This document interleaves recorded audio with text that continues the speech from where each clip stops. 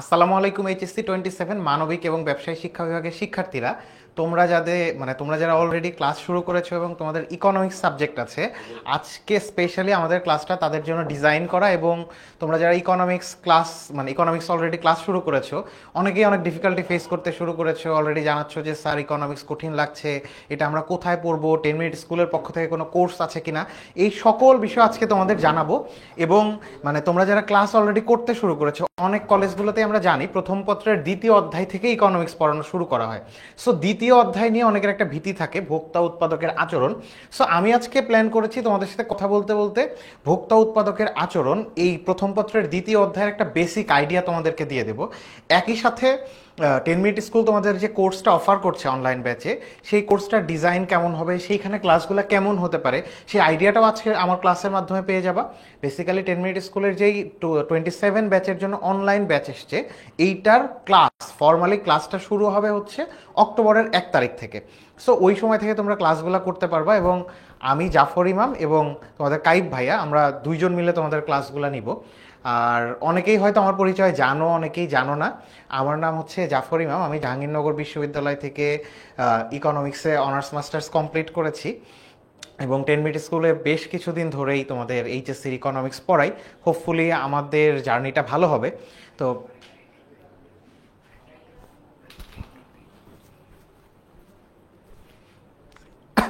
আচ্ছা, তো তোমাদের আমাকে একটু কমেন্ট সেকশনে জানাও যে তোমাদের কলেজ লাইফ কেমন যাচ্ছে। অলরেডি বেশিরভাগ ইনস্টিটিউশনে কিন্তু ক্লাস শুরু হয়ে গিয়েছে ফর্মালি। সো ক্লাস কেমন যাচ্ছে, ইকোনমিক্স কেমন লাগছে, এবং কোন কলেজে কোন চ্যাপ্টার প্রথমে ইকোনমিক্স পড়ানো শুরু করেছে, একটু আমাকে কমেন্ট সেকশনে জানাও। অলরেডি আমরা দেখতে পাচ্ছি অনেকে আমাদের সাথে জয়েন করেছে। মোরসালিন জয়েন করেছে। মোরসালিন বলছো যে আসসালামু আলাইকুম ভাইয়া, আমি ইকোনমিক্স নিয়েছিলাম বাট চেঞ্জ করেছি। আচ্ছা মোরসালিন, তুমি ইকোনমিক্স চেঞ্জ করে সঠিক ডিসিশন নিয়েছো কিনা এইটা জানার জন্য আজকের ক্লাসে থাকতে হবে। হোপফুলি আজকের ক্লাস করার পর তোমার একটু রিগ্রেট হতে পারে, আচ্ছা এত সহজ জিনিস তাহলে কেন চেঞ্জ করলাম। এদিকে ইরা দেখতে পাচ্ছি জয়েন করেছে, ইরা আমার অনেক পুরাতন স্টুডেন্ট। ওকে, আমরা দেখতে পাচ্ছি অনেকেই তোমরা জয়েন করছো। তোমরা একটু তোমাদের কলেজের এক্সপিরিয়েন্সগুলো শেয়ার করো, যে ইকোনমিক্স ক্লাস নিশ্চয়ই তোমাদের 2-3টা করে হয়ে গিয়েছে। সো ইকোনমিক্স ক্লাস করতে কেমন লাগছে, কোন কলেজে কোন চ্যাপ্টার থেকে প্রথম শুরু করেছে, প্রথম পত্র নাকি দ্বিতীয় পত্র। আবার ভিন্ন ভিন্ন কলেজগুলোতে কিন্তু দেখা যায় যে প্রথম পত্র দ্বিতীয় পত্র একসাথে পড়ানো হচ্ছে, কোথাও শুধু প্রথম পত্র পড়ানো হচ্ছে। সো তোমাদের আচ্ছা, আরেকটা জিনিস আমি একটু তোমাদের ক্ল্যারিফাই করি, সেটা হচ্ছে যারা সায়েন্স থেকে এসছো অথবা যারা কমার্স থেকে ফোর্থ সাবজেক্ট হিসেবে ইকোনমিক্স নিয়েছো, তাদের একটা প্রচণ্ড কনফিউশন থাকে। কিন্তু আমি তোমাদের অন্তত এইটুকু কথা দিচ্ছি, তোমরা সায়েন্স থেকে এবং কমার্স থেকে ইকোনমিক্স নিয়েছো, সায়েন্স থেকে বিভাগ পরিবর্তন করে আর্টসে এসে ইকোনমিক্স নিয়েছো, অথবা কমার্স থেকে ফোর্থ সাবজেক্ট হিসেবে ইকোনমিক্স নিয়েছো, তোমরা ডেফিনেটলি ইকোনমিক্স সাবজেক্টে এনজয় করবা। কারণ এইখানে যেমন থিওরিটিক্যাল বেশ কিছু ব্যাপার আছে, এর সাথে খুব স্লাইটলি ম্যাথমেটিক্যাল আছে। ম্যাথমেটিক্সের কথা শুনলে আবার যারা আর্টসে আছো অনেকে একটু চিন্তিত হয়ে যাও। কিন্তু আমি বারবার বলেছি, আগের ক্লাসগুলোতেও বলেছি, তোমাদের ক্লাস শুরু হওয়ার ভর্তি কমপ্লিট হওয়ার আগেও আমি বেশ কিছু ক্লাস নিয়েছি তোমাদের ফ্রি ক্লাস। সেখানে আমি বলেছি যে ক্লাস 8-এর ম্যাথ যদি তোমরা বুঝে থাকো, সিম্পল ইকুয়েশন যদি সলভ করতে পারো, তাহলে এই ইকোনমিক্সে যে ম্যাথ আছে এটা খুবই সহজ হবে। সো আমি দেখতে পাচ্ছি অনেকেই তোমরা বলেছো আচ্ছা আমি কমার্সের স্টুডেন্ট ভাইয়া, ভেরি গুড। কমার্স থেকে তুমি ইকোনমিক্স নিয়েছো, জানাও। সামিউল ইসলাম জিসান বলছো যে ভাইয়া আমি আচ্ছা, তুমি নিতে পারবা কিনা এটা তুমি তোমার কলেজে একটু আলোচনা করে নাও। আচ্ছা, নূর বলছো, হায়া নূর বলেছো আজকে ভাইয়া ইকোনমিক্সের সেকেন্ড চ্যাপ্টারটা আমাদেরকে পড়ানো হয়েছে, ভেরি গুড। তাহলে তো আজকে বুঝতে পারবা যে সেকেন্ড চ্যাপ্টার কলেজে কেমন পড়ানো হলো, 10 মিনিট স্কুলে তোমরা পড়ানো হচ্ছে সেটা বুঝতে পারছো কিনা। একই সাথে দেখতে পাচ্ছি ইউটিউব থেকে আমাদের সাথে অনেকেই জয়েন করেছো। ফাতেমা আক্তার মাহি বলছো জি স্যার, কি জি স্যার বলেছো ভাইয়া, আমি সায়েন্স থেকে হিউম্যানিটিসে সুইচ করেছি, ইকোনমিক্স নিয়েছি মেইন সাবজেক্ট, ভেরি গুড। আচ্ছা, উষা বলছে যে সে সায়েন্সে ছিল এবং সে আর্টসে এসে ইকোনমিক্স মেইন সাবজেক্ট নিয়েছে, এটা তোমার জন্য খুবই হেল্পফুল হবে। যারা একটু রেগুলারলি পড়াশোনা করবা, ইকোনমিক্সে A+ পাওয়া তোমাদের জন্য খুবই সহজ হবে। এবং ইকোনমিক্স নিয়ে আসলে কেন ভীতি তৈরি করা হয়েছে, কারা কঠিন বলছে, এটা আমি জানি না। অ্যাটলিস্ট এইচএসসির ইকোনমিক্স তো কঠিন না, আমি তোমাদেরকে এইটুকু বলতে পারি।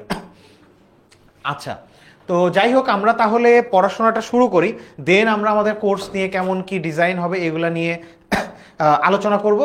তো তোমাদের জন্য একটা ইনস্ট্রাকশন, সেটা হলো আজকে প্রথম ক্লাস, স্টিল আমরা একটু ফর্মাল সেটিংয়ে ক্লাসটা শুরু করতে চাই। তোমরা খাতা কলম নিয়ে বসো প্লিজ। অর্থাৎ একদম হয়তো অনেকে শুয়ে আছো, অনেকে মানে খুব ক্যাজুয়ালি বসে ক্লাসটা দেখছো, প্লিজ তোমরা যারা শুয়ে আছো তারা একটু টেবিলে বসো, বসে খাতা কলম নিয়ে ফোনটা সামনে রেখে একদম ল্যান্ডস্কেপ মোডে সামনে রেখে দেন ক্লাসটা তোমরা শুরু করো। সো তোমরা যদি রেডি থাকো তাহলে আমরা দ্বিতীয় অধ্যায়ের পড়াশোনাটা মানে প্রথম পত্রের দ্বিতীয় অধ্যায় পড়া শুরু করব। সো তোমরা পেন অ্যান্ড পেপারস নিয়ে রেডি কিনা একটু জানাও। তোমরা একটু জানাও যে তোমরা পেন অ্যান্ড পেপারস নিয়ে রেডি কিনা, তাহলে আমরা আমাদের পড়াশোনাটা শুরু করব। এবং একই সাথে তোমাদের কলেজ লাইফ কেমন লাগছে, একটা ফিল হয় যে অনেক বড় হয়ে গিয়েছি, অনেক স্বাধীনতা বোধ হয়। সো কেমন স্বাধীনতা উপভোগ করছো আর কলেজে কেমন লাগছে তোমাদের, এগুলো একটু জানাও তোমরা।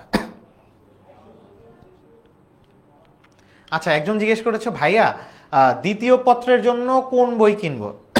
দ্বিতীয় পত্রের জন্য তোমার রণজিৎ কুমার নাথের বইটা নিয়ে নিতে পারো, এর সাথে আখতারুল ইসলাম স্যারের একটা বই আছে, এইটাও ভালো। সো যে কোনোটা নিতে পারো। আচ্ছা, অনেকেই বলেছো তোমরা রেডি।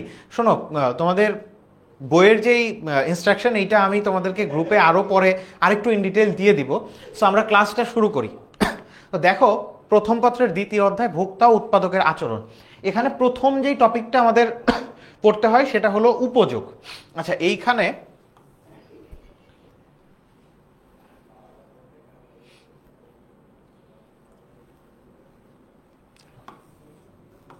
এই টপিকটার নাম হচ্ছে উপযোগ। ঠিক আছে? তো উপযোগ কাকে বলে? উপযোগ বা স্যাটিসফ্যাকশন, এইটার বলা হচ্ছে যে কোনো দ্রব্য বা সেবার অভাব পূরণ করার ক্ষমতাকেই উপযোগ বলে। তার মানে কোনো দ্রব্যের যে অভাব পূরণ করার একটা ক্ষমতা আছে সেটাকেই বলা হচ্ছে উপযোগ। কেমন? পানি খেলে আমার তৃষ্ণা মিটে, এই যে পানি আমার মানে তৃষ্ণার অভাবটা পূরণ করলো, তৃষ্ণা লাগছে এইটার থেকে আমাকে পরিত্রাণ দিল, এই যে মানে এক ধরনের অভাব পূরণ করলো, এইটা তার মানে পানির এক ধরনের উপযোগ আছে, পানির এক ধরনের ব্যবহারযোগ্যতা আছে। কোনো দ্রব্য বা সেবার অভাব পূরণ করার ক্ষমতাকে উপযোগ বলে। পানি যেহেতু আমার তৃষ্ণা মেটাচ্ছে, তার মানে পানির এক ধরনের উপযোগিতা আছে, এক ধরনের ব্যবহারযোগ্যতা আছে। আবার ধরো, টিচার স্টুডেন্টকে পড়াচ্ছে, পড়ানোর মাধ্যমে তার জ্ঞানের দীনতা দূর করতেছে বা তাকে আলোকিত করতেছে, তার মানে এই যে টিচার পড়াচ্ছে, পড়ানোরও এক ধরনের উপযোগিতা আছে। আবার ধরো আমি পোশাক পরতেছি, অথবা আমি খাদ্য খেলে আমার ক্ষুধা নিবারণ হচ্ছে, তার মানে প্রত্যেকটা জিনিস আমার কোনো না কোনো কিছুর অভাব পূরণ করতেছে। তো যেই জিনিসগুলো আমার অভাব পূরণ করতে সক্ষম, আমি বলবো সেই জিনিসের উপযোগ আছে। তো এইটাই, যে কোনো দ্রব্য বা সেবার অভাব পূরণ করার ক্ষমতাকেই বলা হচ্ছে উপযোগ। এবং এই উপযোগ নানান রকম হতে পারে। কেমন? এখানে এখানে বেশ কিছু উদাহরণ দেওয়া, মানে এখানে বেশ কিছু টাইপ দেওয়া আছে, এগুলোর বাইরেও আরও কিছু টাইপ হতে পারে। তো প্রথমে বলা হচ্ছে রূপগত উপযোগ, স্থানগত উপযোগ, সময় ও কালগত উপযোগ, সেবাগত উপযোগ এবং সত্যগত উপযোগ। তো দেখো, এগুলোর নাম দিয়েই তুমি বুঝে ফেলতে পারবা। রূপগত উপযোগটা কি? রূপগত উপযোগ বলা হচ্ছে কোনো দ্রব্যের যদি রূপের পরিবর্তন বা চেহারার পরিবর্তন করার কারণে তার যদি অভাব পূরণ করার ক্ষমতা বেড়ে যায়, তখন তাকে বলা হচ্ছে রূপগত উপযোগ। কেমন? আমি কি বলছি? কোনো দ্রব্যের রূপের বা চেহারার পরিবর্তন করার কারণে যদি তার অভাব পূরণ করার ক্ষমতা বাড়ে, তাহলে সেটা রূপগত উপযোগ। কেমন? ধরো আমার কাছে কাঠ আছে, এই কাঠের এক ধরনের অভাব পূরণ করার ক্ষমতা আছে। এখন এইখান থেকে যদি আমি একটা রিডিং টেবিল বানাই, তাহলে কিন্তু এইটা একটা ডিফারেন্ট পারপাজে বা ডিফারেন্ট কারণে ব্যবহার হবে, তার মানে এইটার অভাব পূরণ করার ক্ষমতা কিন্তু বেড়ে গেল। অর্থাৎ কাঠের যেই অভাব পূরণ করার ক্ষমতা ছিল, টেবিলের অভাব পূরণ করার ক্ষমতা নিশ্চয়ই বেশি বা ডিফারেন্ট। এই জন্য এই যে চেহারার পরিবর্তনের কারণে তার অভাব পূরণ করার ক্ষমতা বেড়ে গেল, এই জন্য এই ঘটনাটাকে আমি বলছি রূপগত উপযোগ। স্থানগত উপযোগ কেমন? মানে কোনো দ্রব্যের স্থান পরিবর্তন করার ফলে যদি তার অভাব পূরণ করার ক্ষমতা বেড়ে যায়, তখন সেটাকে স্থানগত উপযোগ বলে। কেমন? ধরো 1 কেজি আলু তোমার বগুড়াতে বিক্রি হচ্ছে 10 টাকায়, এবং সেইটা ঢাকায় আসলে বিক্রি হচ্ছে 50 টাকায়। এই যে দেখো, বগুড়া থেকে ঢাকায় আসার ফলে 50 মানে 10 টাকার জিনিস 50 টাকা হয়ে গেল, তার মানে এইটার কিন্তু উপযোগ বাড়ছে। এই যে স্থান পরিবর্তন করার কারণে তার অভাব পূরণ করার ক্ষমতা বেড়ে গেল, এই জন্য এটাকে বলা হচ্ছে স্থানগত উপযোগ। এখন তোমরা অনেকে একটা কোশ্চেন করবা যে স্যার, আপনি টেবিলের ক্ষেত্রে বুঝলাম কাঠের চেয়ে টেবিলের অভাব পূরণ করার ক্ষমতা ডিফারেন্ট, কিন্তু মানে আলু ছিল বগুড়াতে 10 টাকা কেজি আর ঢাকায় আসলে 50 টাকা কেজি হলো। তো তাহলে এইখানে তার দাম বাড়ছে, অভাব পূরণ করার ক্ষমতা বাড়ছে, এটা আপনি কিভাবে বুঝলেন? এটা তোমাদেরকে বলে রেখি, সেটা হলো উপযোগ পরিমাপ করার আর একটা পন্থা হলো ওই পণ্যের দাম।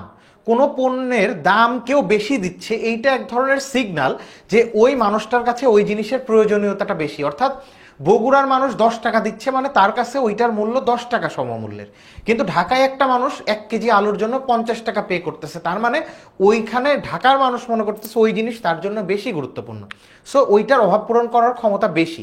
অর্থাৎ কোনো জিনিসের দাম যদি বেশি হয় তাহলে এটা সিগন্যাল যে তার উপযোগ বেশি, অভাব পূরণ করার ক্ষমতা বেশি। তো যেহেতু দাম বেড়ে গেল, তো তার মানে এটার উপযোগও বেড়ে গেছে, এটা আমরা ধরে নিতে পারি।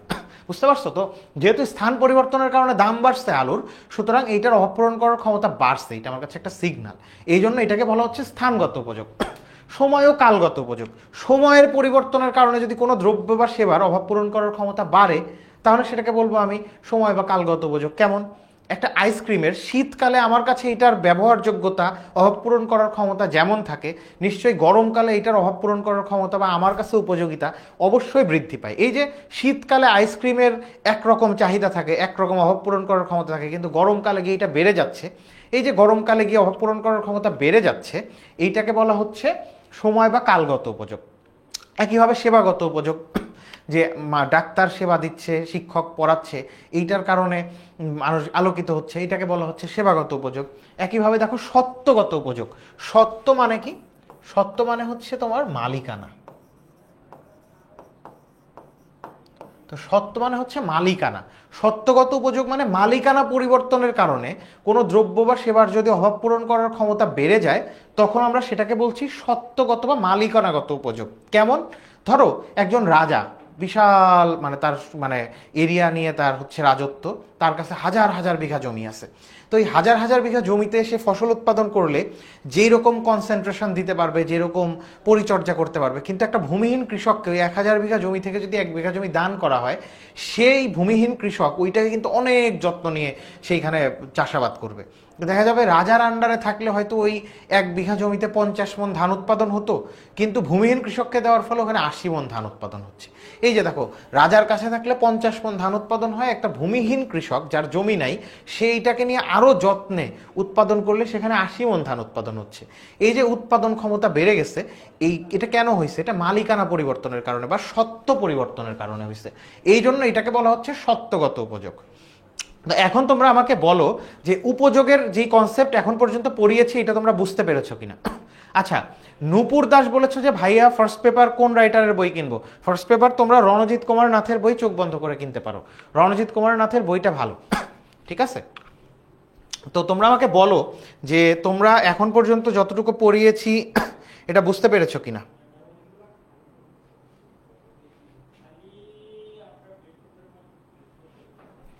তোমরা আমাকে একটু কমেন্টে জানাও।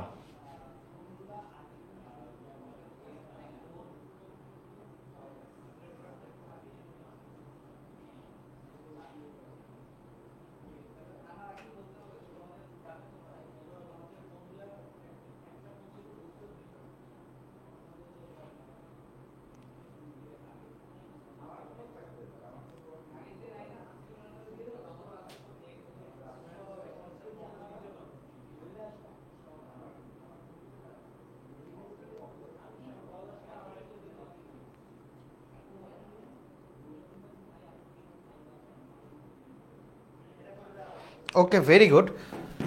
তো তোমরা একটা কাজ করতে পারো, সেটা হচ্ছে যেহেতু ক্লাসটা হচ্ছে তোমাদের অনেক বন্ধুরা ইকোনমিক্স নিয়েছে, তারা হয়তো চিন্তা করছে যে তারা ক্লাসটা কোথায় করবে অথবা তারা কোথায় গেলে বেস্ট হেল্প পাবে, এটা জানানোর জন্য হলেও তোমরা ক্লাসটা একটু শেয়ার করে দাও। ঠিক আছে? তোমাদের টাইম লাইনে এই লাইভ ক্লাসটা শেয়ার করে দাও।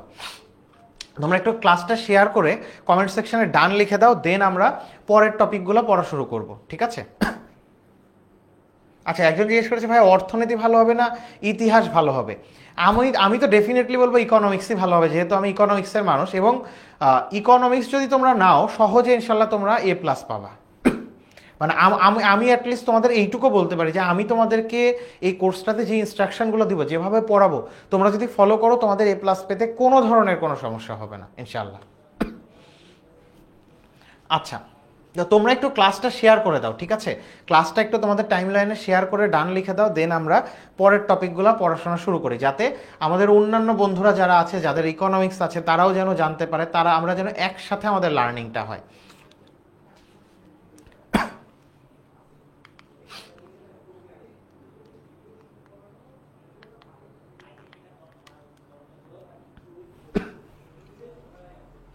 আচ্ছা, একজন জিজ্ঞেস করছে যে ভাইয়া সেবাগত উপযোগটা বুঝি নাই।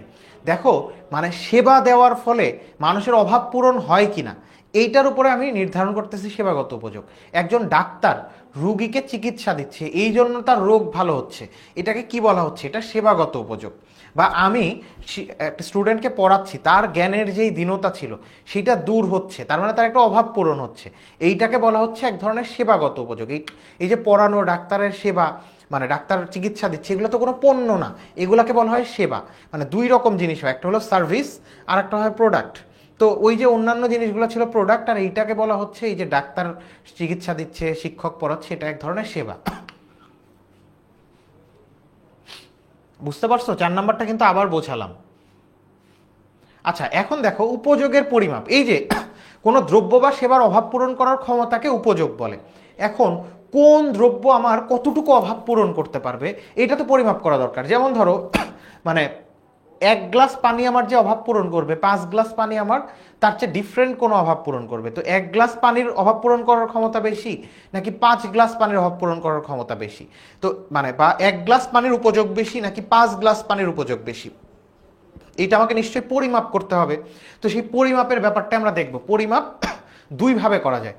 একটা হচ্ছে উপযোগের পরিমাপ দুইভাবে, একটা সংখ্যাবাচক পরিমাপ, একটা পর্যায়বাচক পরিমাপ। তো পরিমাপ করার জন্য প্রথমেই যে আইডিয়াটা আসে সেটা হলো একক। ধরো মানুষের ওজন মাপে না, ওজন মাপার জন্য কি ঘটনা ঘটে?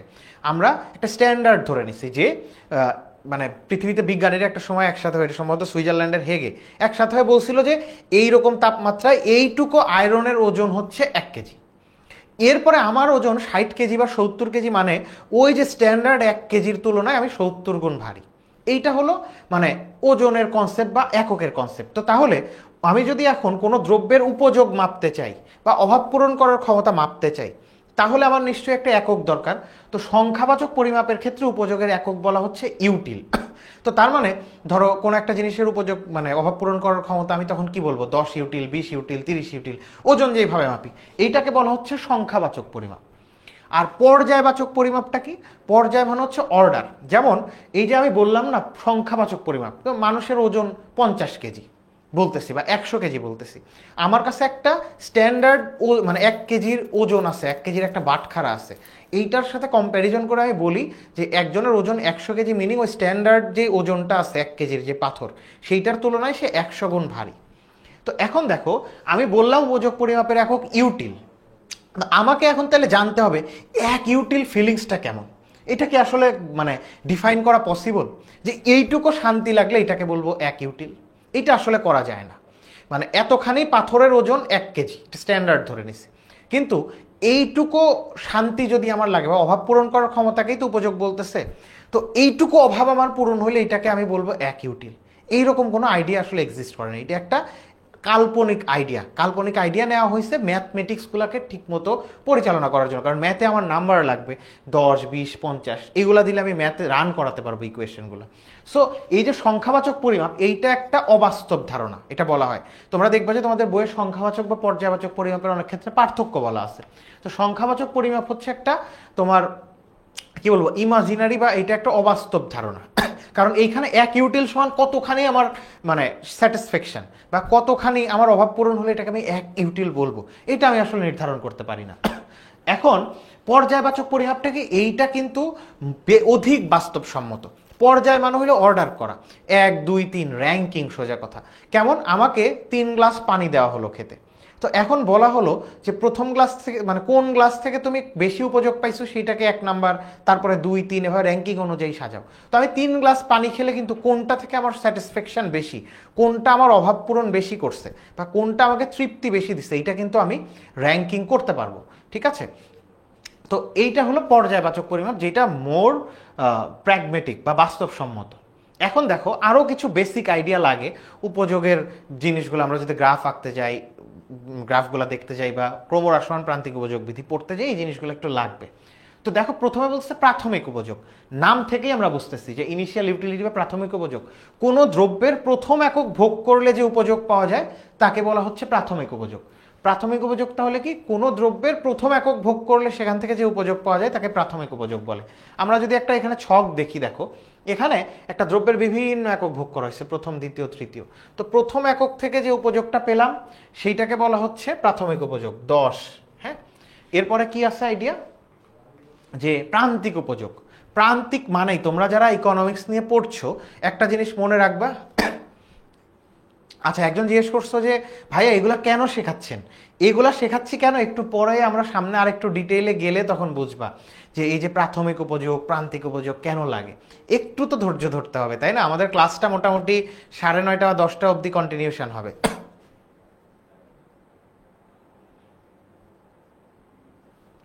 আচ্ছা,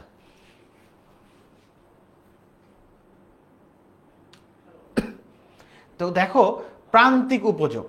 তো প্রান্তিক উপযোগটা কি? প্রান্তিক মানেই তোমরা মনে রাখবা যে অতিরিক্ত এক একক। তো তাহলে প্রান্তিক উপযোগ বলতে কি বোঝাচ্ছে?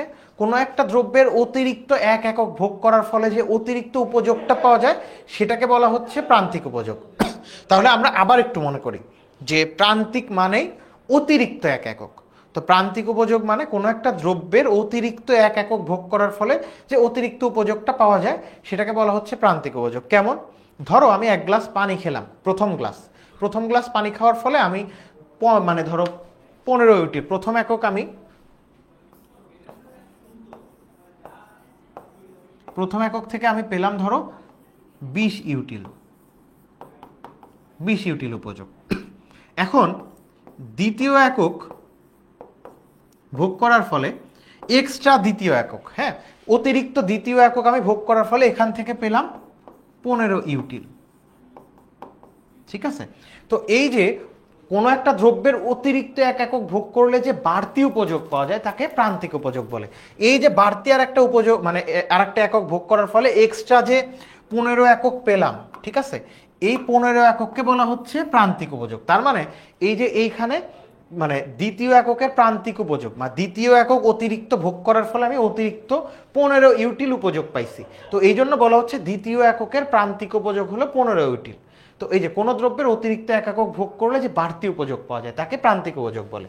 তাহলে দ্বিতীয় এককের প্রান্তিক উপযোগ কত? দ্বিতীয় এককের প্রান্তিক উপযোগ হবে 15 ইউটিল, কারণ এই এক্সট্রা দ্বিতীয় একক ভোগ করার ফলে আমি এক্সট্রা 15 ইউটিল পাইছি।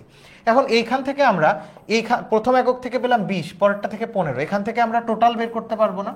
এই দুইটা একক ভোগ করার ফলে আমার টোটাল ইউটিলিটি হবে 35 ইউটিল। তো এইটা আমরা একটু দেখবো সামনে গিয়ে। তো এরপরে দেখো মোট উপযোগ। মোট উপযোগটা কি? মোট মানে সোজা কথা আমার যতগুলো দ্রব্য দিছে, মানে একটা দ্রব্যের যতগুলো একক দিছে, ধরো আমাকে 3 গ্লাস পানি দিল, 3 গ্লাস পানি খেয়ে ফেলার ফলে আমার মোট যে উপযোগ মানে সবগুলো থেকে আমি যে উপযোগ পাইছি সেগুলো যোগ করলে যা পাওয়া যায় সেটাই মোট উপযোগ। আমাকে 3 গ্লাস পানি দিল, প্রথম গ্লাস থেকে পেলাম 20 ইউটিল, দ্বিতীয় গ্লাস খাওয়ার ফলে পেলাম 15 ইউটিল, পরেরটা পেলাম 10 ইউটিল। তো এখন 3 গ্লাস থেকে আমার মোট উপযোগ কত হবে? তাহলে 20 আর 15, 35 যোগ 10, 45। মানে তিনটা থেকে আলাদা আলাদা যা পাইছি এটা একসাথে যোগ করলেই আমি মোট উপযোগ পেয়ে যাচ্ছি।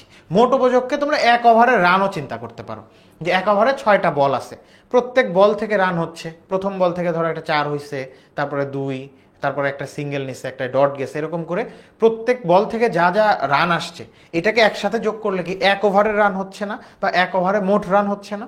তো একইভাবে মোট উপযোগ হলো তোমাকে যতগুলো দেওয়া হয়েছে প্রোডাক্ট সবগুলা, বা যতগুলো একক দেওয়া হয়েছে সবগুলো একক, তুমি 3 গ্লাস পানি খেয়ে ফেললা, যে মোট উপযোগ পাইছো মানে যে উপযোগটা পেলে সেটাই মোট উপযোগ। এই জন্য বলতেছে কোনো নির্দিষ্ট সময় একটি দ্রব্যের বিভিন্ন একক থেকে প্রাপ্ত উপযোগের সমষ্টিকে মোট উপযোগ বলে।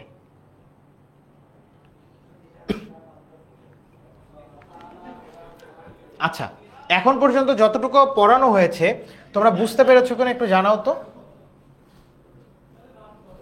একটু কমেন্ট সেকশনে জানাও যে এতক্ষণ অবধি যতটুকু পড়ানো হয়েছে সেটা বুঝতে পেরেছো কিনা।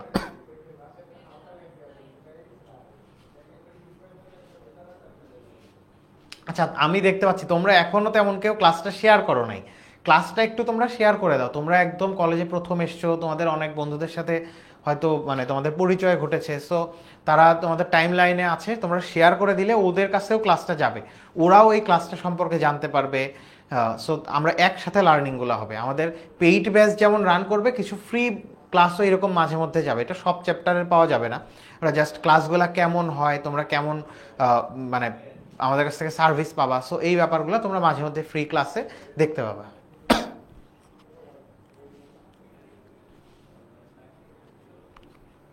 আচ্ছা, তো এখন আমরা ক্রমহ্রাসমান প্রান্তিক উপযোগ বিধি পড়ব।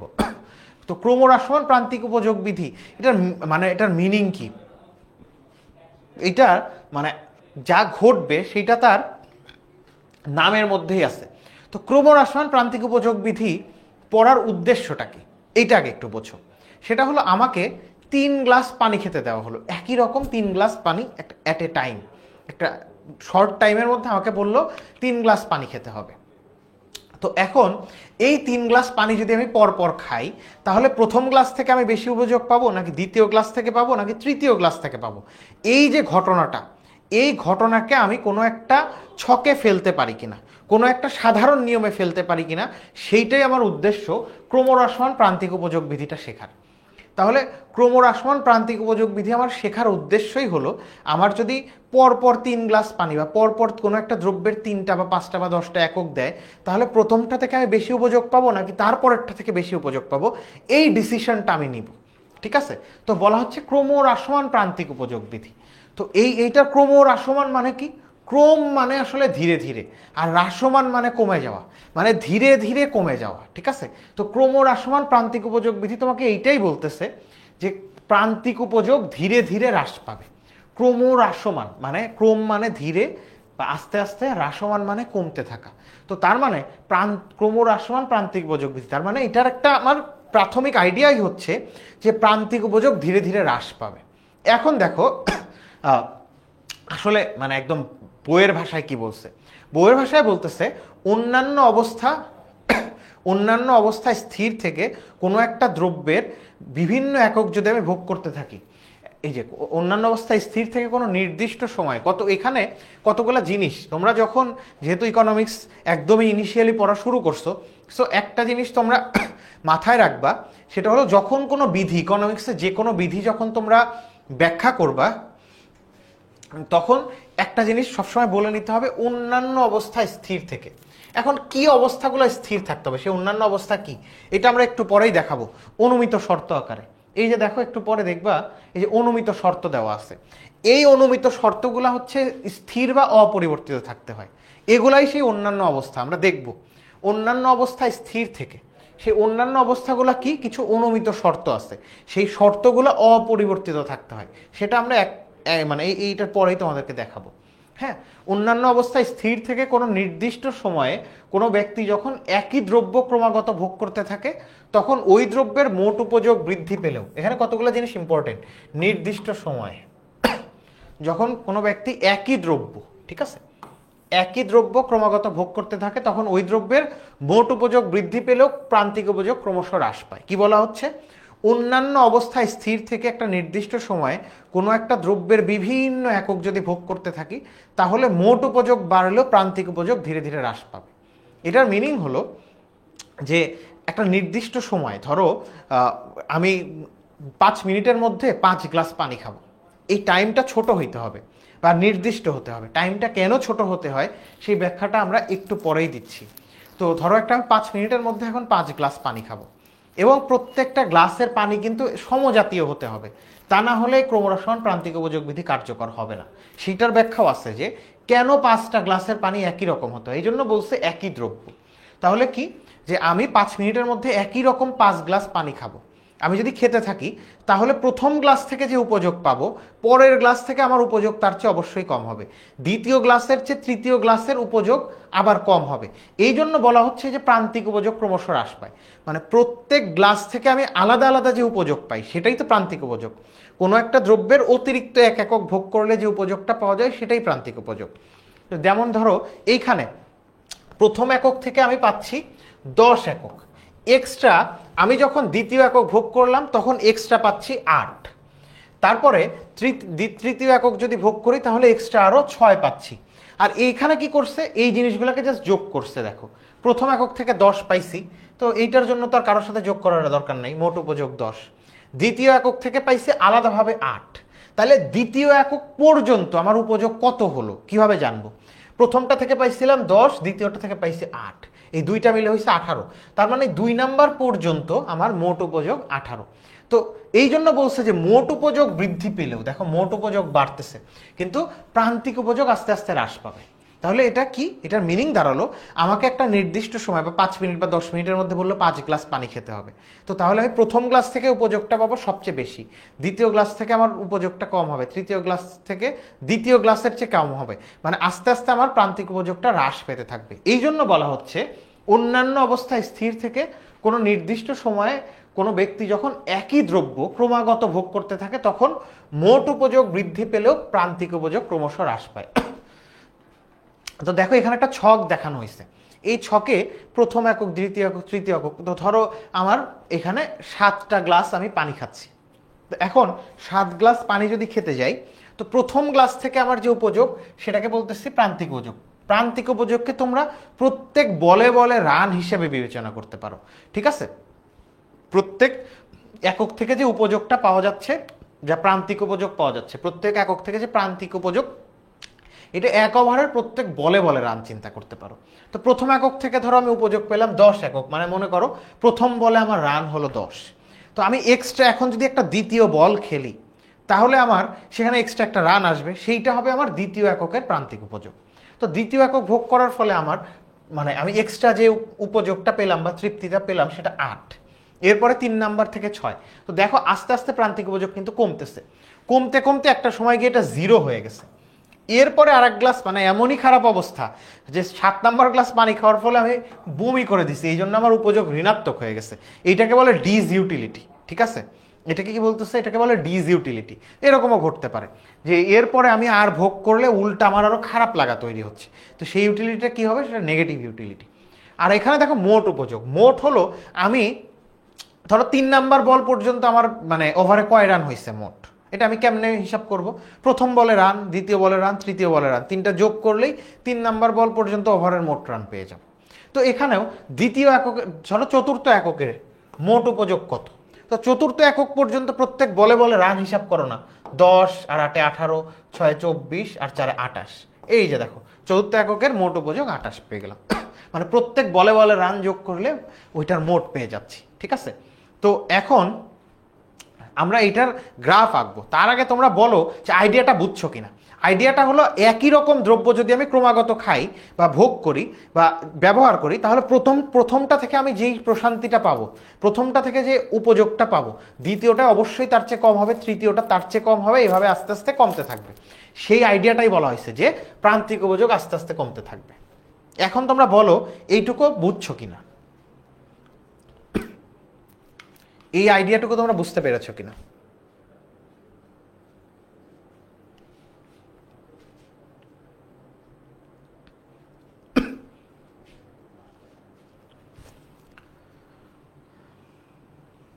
আমাকে একটু কমেন্টে জানাও। আচ্ছা, দেখতে পাচ্ছি শামীম হাসান বলেছো জি ভাইয়া, হৃদয় নাম বলেছো প্রান্তিক উপযোগ 10 কই থেকে পেলেন? এটা একটা র্যান্ডম নাম্বার ধরে নেওয়া হয়েছে, মানে এটা এটা তোমাদের বোঝানোর স্বার্থে এটা র্যান্ডম চিন্তা করা হয়েছে, আর কিছু না।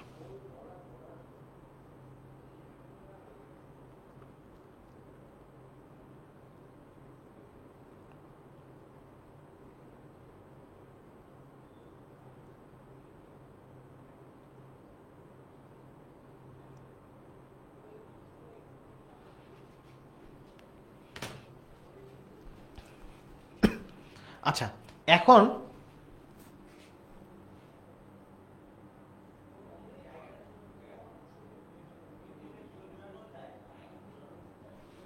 আচ্ছা রাবেয়া সুলতানা বলেছে ওর নাম বলছি না, এই যে বলে ফেললাম দেখো। তো তাহলে এখন আমরা গ্রাফ আঁকতে চাই, মানে মোট উপযোগ এবং প্রান্তিক উপযোগে গ্রাফ আঁকতে চাই। তো গ্রাফ আঁকার আগে তোমাদের একটা আইডিয়া দেই, সেটা হচ্ছে গ্রাফকে বলা হয় একটা 2 ডাইমেনশনাল স্ট্যাটিস্টিক্যাল টুল। গ্রাফকে বলা হচ্ছে একটা টু ডাইমেনশনাল স্ট্যাটিস্টিক্যাল টুল, যেখানে একটা গ্রাফের দুইটা অক্ষ আছে, একটা এক্স অক্ষ, একটা ওয়াই অক্ষ। এইটা আমরা জাস্ট একটা কোঅর্ডিনেট দেখাইছি, গ্রাফ আসলে এরকম দেখতে। আমরা জাস্ট এইখানে এই অংশটা বিবেচনা করতেছি, একটু পরে আমাদের লাগবে, পুরোটাই লাগবে। তো মানে গ্রাফ হলো একটা টু ডাইমেনশনাল স্ট্যাটিস্টিক্যাল টুল। এটা এক্স অক্ষ, এটা ওয়াই অক্ষ, এটা পজিটিভ দিক, এটা এক্স প্রাইম দিয়ে নেগেটিভ বোঝায়, এটা ওয়াই প্রাইম দিয়ে ওয়াইয়ের নেগেটিভ অংশ বোঝায়। তো ইকোনমিক্সে আমরা বেশিরভাগ সময় এই যে পজিটিভ অক্ষ, এই অক্ষ নিয়েই কাজ করে, কিন্তু নেগেটিভও লাগে, যেমন এখানেই লাগবে। তো গ্রাফের যেহেতু অক্ষ দুইটা, তো তার মানে একটা গ্রাফের মাধ্যমে সর্বোচ্চ দুইটা চলকের সম্পর্ক প্রকাশ করা যায়। এখন চলক কি? চলক হলো বা ভেরিয়েবল হলো যার মান পরিবর্তন হয় সময়ের সাথে সাথে, যার মান পরিবর্তন হইতে পারে, যে ভিন্ন ভিন্ন মান ধারণ করতে পারে, তাকে বলা হচ্ছে চলক। তো একটা গ্রাফের মাধ্যমে সর্বোচ্চ দুইটা চলকের সম্পর্ক দেখানো যায়। তো দেখো এইখানে কয়টা জিনিস পরিবর্তন হচ্ছে, তার উপরে নির্ভর করে আমি ডিসিশন নিতে পারবো এখানে চলক কয়টা। তো দেখো একক ছিল প্রথমে 1, তারপর 2, তারপর 3, 4, তারপরে চেঞ্জ হচ্ছে। একই সাথে মোট উপযোগ, এটা 10, 18, 24, 28, 30 এরকম করে এটাও কিন্তু চেঞ্জ হচ্ছে। তার মানে এইটাও একটা চলক, মানে এই যে দ্রব্যের একক কিউ, এটা একটা চলক। টোটাল ইউটিলিটি বা মোট উপযোগ, এটা একটা চলক। প্রান্তিক উপযোগ, এটাও দেখো নাম্বারগুলো চেঞ্জ হচ্ছে, তার মানে এইটাও একটা চলক। তো এখানে চলক আছে 3টা। তো আমি বলছি একটা গ্রাফের মাধ্যমে সাধারণত দুইটা চলকের সম্পর্ক প্রকাশ করা যায়। তো তাহলে এখানে তো আমি 3টা তোমার নিতে পারবো না, 3টা চলক নিয়ে আমি গ্রাফ আঁকতে পারবো না। তো আমি এখানে কি করব, মোট উপযোগ এবং প্রান্তিক উপযোগ রেখা আঁকবো। তো যখন মোট উপযোগ রেখা আমি আঁকতে চাই, তখন আমি নিব কি মোট উপযোগ, সাথে নিব দ্রব্যের একক। আবার যখন প্রান্তিক উপযোগ রেখা আঁকবো, তখন প্রান্তিক উপযোগ সাথে নিব দ্রব্যের একক। তো চলো আমরা মোট উপযোগটা আগে এঁকে ফেলি।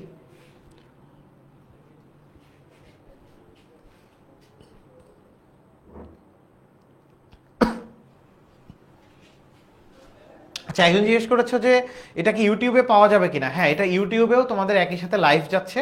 10 মিনিট স্কুলের যেই তোমাদের ইউটিউব চ্যানেল আছে, ওখানেও তোমরা পাবা।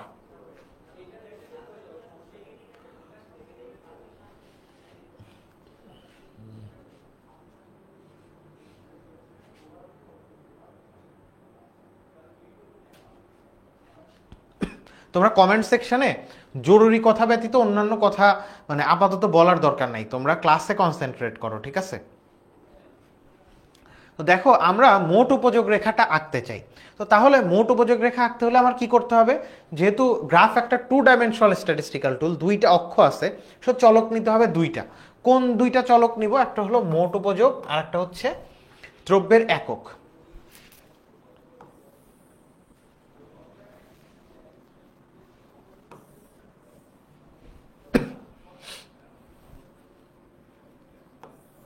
ছোট করে নিই।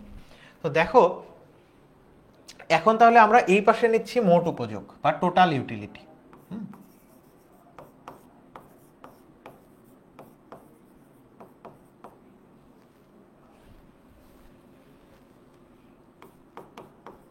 আর এই পাশে নিচ্ছি পরিমাণ, ঠিক আছে?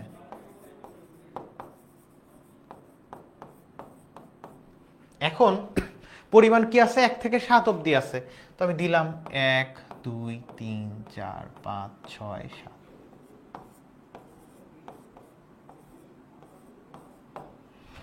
এরপরে দেখো এইখানে আমি একটু পরিসরটা খেয়াল করব, কত আছে, 10 থেকে 28। তো দেখো এখানে তার মানে আমি মোটামুটি 5 করে গেলেই হয়ে যাচ্ছে। যদি এখানে থাকতো কি যে 10 থেকে 100 অবধি আছে, মানে লোয়েস্ট নাম্বার 10, হাইয়েস্ট নাম্বার 100, তখন আমি এই ব্যবধানটা দিতাম 10 10 করে। তার মানে আমার কত সর্বোচ্চ নাম্বার আর সর্বনিম্ন নাম্বার এখানে দেখে আমি কত গ্যাপ দিয়ে দিয়ে আসলে নিব সেটা ঠিক করতে হয়। তো দেখো এখানে যেহেতু মাত্র 10 থেকে 30, তো 5 করে বাড়ালেই হচ্ছে।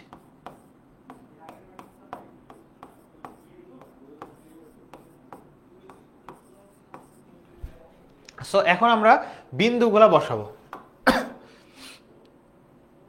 তো বিন্দুগুলা তাহলে আমরা কিভাবে বসাবো? দেখো প্রথম কি বললো, প্রথম এককের জন্য মোট উপযোগ কত, 10। তো 1-এর জন্য 10, সো এই গেলাম এইখানে পয়েন্টটা পেলাম। এরপরে 2-এর জন্য মোট উপযোগ কত, 18। তার মানে 20-এর একটু কম হবে, এরকম কোনো একটা জায়গায় হবে। তারপরে 3 নম্বর এককের জন্য কত, 24, মানে 25-এর একটু নিচে, তাই তো, এরকম কোনো একটা জায়গা থেকে আমি নিব। এরপর চতুর্থ এককের জন্য কত, 28, তাহলে 30-এর নিচে হবে চতুর্থ এককের জন্য, সো নিলাম এখানে। পঞ্চম এককের জন্য কত, এটা 30, হ্যাঁ এই যে। ষষ্ঠ এককের জন্য কত, ষষ্ঠ এককের জন্য এটা 30, মানে এইখানে পয়েন্টটা হচ্ছে। সপ্তম এককের জন্য কত, সপ্তম এককের জন্য দেখো আবার 28 হয়েছে, সো 28-এর যে জায়গাটা এরকম একটা জায়গা। এখন এই যে বিন্দুগুলা পেলাম, এই বিন্দুগুলাকে যদি আমি ফ্রি হ্যান্ডে অ্যাড করে দেই, তাহলেই কিন্তু আমার মোট উপযোগ রেখাটা আমি পেয়ে যাচ্ছি। এটাকে আমি কি বলতেছি, টোটাল ইউটিলিটি কার্ভ বা মোট উপযোগ রেখা। তো একইভাবে, এবং এই যে চিত্রগুলো আঁকবা, এটার নিচে কিন্তু তোমাকে এই যে দিতে হবে, নোটেশন দিতে হবে, চিত্র কোন চিত্র আঁকছো, না হলে কিন্তু মার্কস পাবা না। মোট উপযোগ রেখা, হ্যাঁ।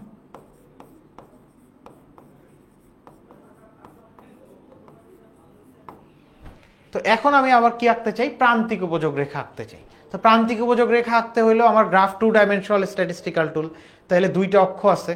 তো তাহলে দুইটা অক্ষের জন্য দুইটা আমার ভেরিয়েবল সিলেক্ট করতে হবে। তো একটা নিব আমি প্রান্তিক উপযোগ, আর একটা নিব কোয়ান্টিটি। এখানেও সেম,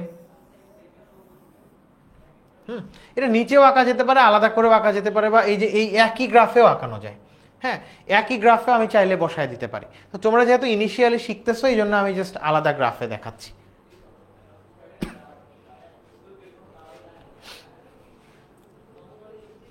আচ্ছা, একজন জিজ্ঞেস করেছো ভাইয়া 5th এবং 6th দুইটার টোটাল ইউটিলিটি কেন 30 হইল। আচ্ছা, এইটা বোঝাচ্ছি তোমাদেরকে। তো দেখো এখন প্রান্তিক উপযোগটা দেখো। তো প্রান্তিক উপযোগের ক্ষেত্রে কি, তো একই রকম ভাবে আমরা যাই। আচ্ছা, প্রান্তিক উপযোগটা আমরা চাইলে এই সাইডেও আঁকতে পারি, তাইলে তোমাদের জন্য মনে হয় একটু বুঝতে সুবিধা হয়।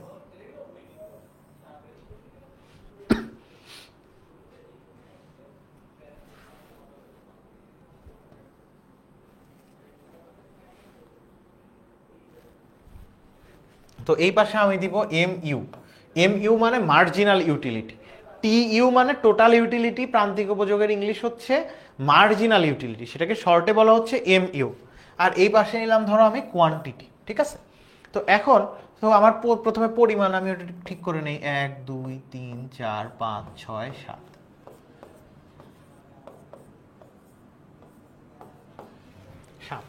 আর এখন দেখো এই পাশে আমি যদি মোট উপযোগ দেখি, এটার পরিসর কত, 0 থেকে 10 অবধি, আর নিচের দিকে -2। তার মানে মোটামুটি আমার 2 করে বাড়ালেই হচ্ছে 2 4 6 8 10। দেখো এটা নেগেটিভ আছে, তো আমি মার্জিনাল ইউটিলিটি কোন অক্ষে বসাইছি, ওয়াই অক্ষে বসাইছি। সো ওয়াই অক্ষে দেখো -2 আছে, মানে নেগেটিভ। সো ওয়াই অক্ষের নিচের দিকে আমার -2ও বসাতে হবে। একটা অক্ষরে যে তোমাদের শেখালাম না, যে এইটা ওয়াই এর পজিটিভ দিক হচ্ছে এই 0 0 বিন্দুর ওপরে হচ্ছে ওয়াই এর পজিটিভ দিক, 0 0 বিন্দুর নিচে হচ্ছে ওয়াই এর নেগেটিভ সাইড। এটা এক্স, এটা এক্স প্রাইম, তার মানে 0 0 ডান পাশে এক্স এর পজিটিভ মানগুলো বসে, বামে নেগেটিভ মানগুলো বসে। এটা নিশ্চয়ই তোমরা 9 10-এ অলরেডি জেনারেল ম্যাথে করে আসছো। তো এখন তাহলে আমরা এটা বসাবো। দেখো, তো প্রথম এককের জন্য প্রান্তিক উপযোগ কত, 10, মানে 1-এর জন্য 10। 2-এর জন্য কত, 2-এর জন্য 8। 3 নাম্বার এককের জন্য প্রান্তিক উপযোগ কত, 6। তারপরে 4-এর জন্য কত, 4। 5-এর জন্য কত, 5-এর জন্য 2। 6-এর জন্য কত, 6 নাম্বার এককের জন্য 0। এই যে 6 আর 0, তো এই যে এই বিন্দুটাকে বলা হচ্ছে 0 0 বিন্দু, ঠিক আছে। তাহলে 6 নাম্বার এককের জন্য যেহেতু 0, তার মানে এই অক্ষের উপরে বিন্দুটা হবে। সপ্তম এককের জন্য কত, -2। সো সপ্তম এককের জন্য কত, এই যে এই জায়গায় বিন্দুটা হচ্ছে। তো এখন তাহলে আমরা এইটাকে যদি ফ্রি হ্যান্ডে অ্যাড করে দেই, তাহলে আমি রেখাটা কিন্তু পেয়ে যাব। তো দেখো এই বিন্দুগুলোকে যদি আমি ফ্রি হ্যান্ডে অ্যাড করি, এইটা কি হলো, এইটা MU বা মার্জিনাল ইউটিলিটি। তাহলে এখন এটা নিচে কিন্তু নোটেশন দিতে হবে, নাইলে কলেজে মার্কস কম পাবা। চিত্র প্রান্তিক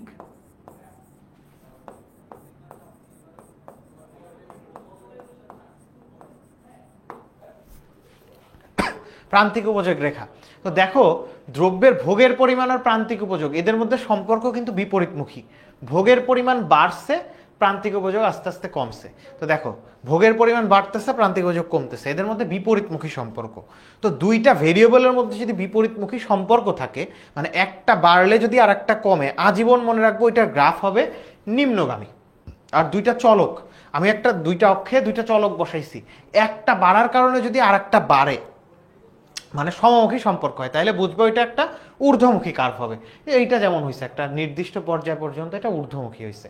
আর যদি দুইটা চলকের মধ্যে বিপরীতমুখী সম্পর্ক থাকে তাহলে সেটা একটা নিম্নগামী রেখা হবে। তো দেখো এই যে দ্রব্যের একক আর প্রান্তিক উপযোগ, এইটা দ্রব্যের একক বাড়তেছে ভোগের পরিমাণ, প্রান্তিক উপযোগ আস্তে আস্তে কমতেছে। বিপরীতমুখী সম্পর্ক, এই জন্য এটা একটা নিম্নগামী রেখা কিন্তু আমরা পাইছি। ঠিক আছে, তো গ্রাফ আঁকানো বুঝছো কিনা তোমরা একটু বলো তো। আর প্রান্তিক উপযোগ কিন্তু তোমাদেরকে বলছি যে প্রান্তিক উপযোগ হচ্ছে কোনো একটা দ্রব্যের অতিরিক্ত, প্রান্তিক মানেই হলো অতিরিক্ত এক একক। কোনো একটা দ্রব্যের যদি আমরা অতিরিক্ত এক একক ভোগ করি তাহলে যে অতিরিক্ত উপযোগটা পাই সেটাকেই বলা হচ্ছে প্রান্তিক উপযোগ। তো প্রান্তিক উপযোগটাকে কিন্তু আমি এভাবে তোমাদের কল্পনা করতে বলছি যে প্রত্যেক বলে তুমি যেই রানটা নাও, একটা ক্রিকেট খেলা একটা ব্যাটসম্যান প্রত্যেক বলে বলে যে রানটা নেয় এটা হলো প্রান্তিক উপযোগ। মানে এক্সট্রা একটা বল খেললে যে এক্সট্রা রান পায়, ধরো 2 নাম্বার বল খেলে একটা 4 মারলো, তার মানে 2 নাম্বার বলের প্রান্তিক উপযোগ হলো 4। তো একইভাবে আমি প্রথম গ্লাস পানি খেয়ে মানে উপযোগ পেলাম 10 একক, এক্সট্রা দ্বিতীয় গ্লাস খাওয়ার ফলে শুধুমাত্র পার্টিকুলারলি দ্বিতীয় গ্লাস থেকে আমি পাইছি 8। আর প্রথম আর দ্বিতীয় দুইটা মিলায় আমার মোট কত হয়েছে সেটাকে বলতেছে মোট উপযোগ। 10 আর 8 এই যে 18। ঠিক আছে,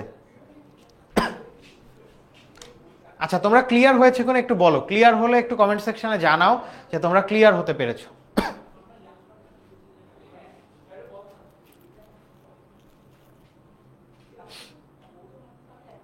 আচ্ছা নীল আকাশ বলেছো যে ভাইয়া আমার নামটা নিয়ে ফেললাম, তোমার নাম তো চমৎকার, নীল আকাশ।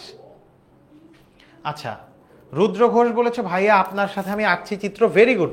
আচ্ছা তোমরা তো সবাই আঁকার কথা, প্লিজ ইকোনমিক্স ক্লাসে অ্যাটলিস্ট তোমরা যখন অনলাইন ক্লাস করবা তখন পেন অ্যান্ড পেপারস নিয়ে বসতে হবে। খাতা কলম ছাড়া যদি তোমরা বসো তাহলে এটা খুবই মানে খাতা কলম ছাড়া বসলে এটা খুবই দুঃখজনক, কোনো লাভ হবে না। ঠিক আছে, সো তোমরা যারাও এখনও খাতা কলম নিয়ে বসো নাই, খাতা কলম নিয়ে বসে যাও, আর ক্লাসটা একটু তোমরা তোমাদের টাইম লাইনে শেয়ার করে দাও। ঠিক আছে,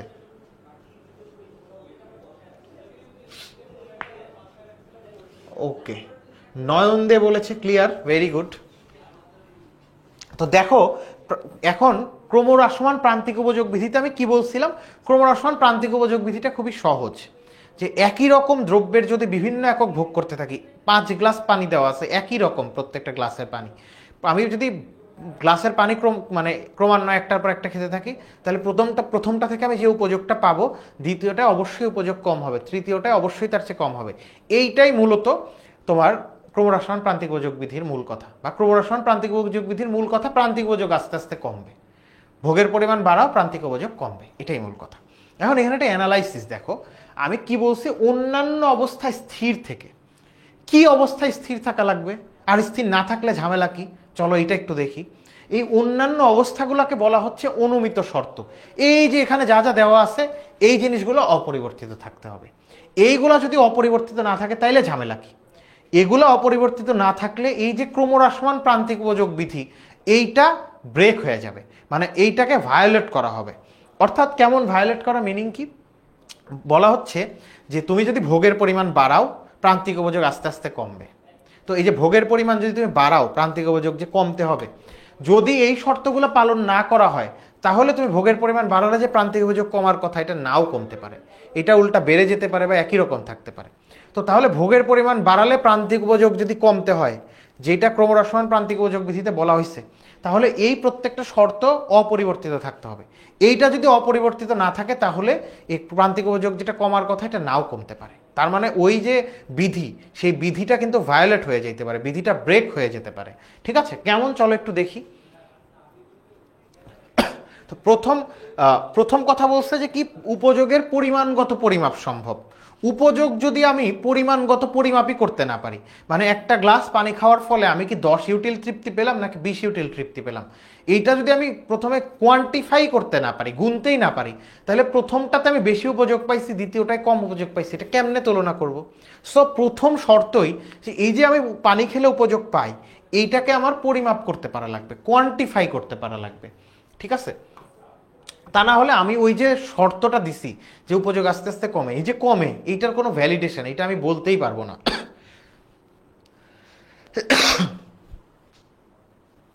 ও আচ্ছা, এইখানে একজন জিজ্ঞেস করছিলেন যে স্যার ভাইয়া ফিফথ অ্যান্ড সিক্সথের ইউটিলিটি একই রকম কেন হলো?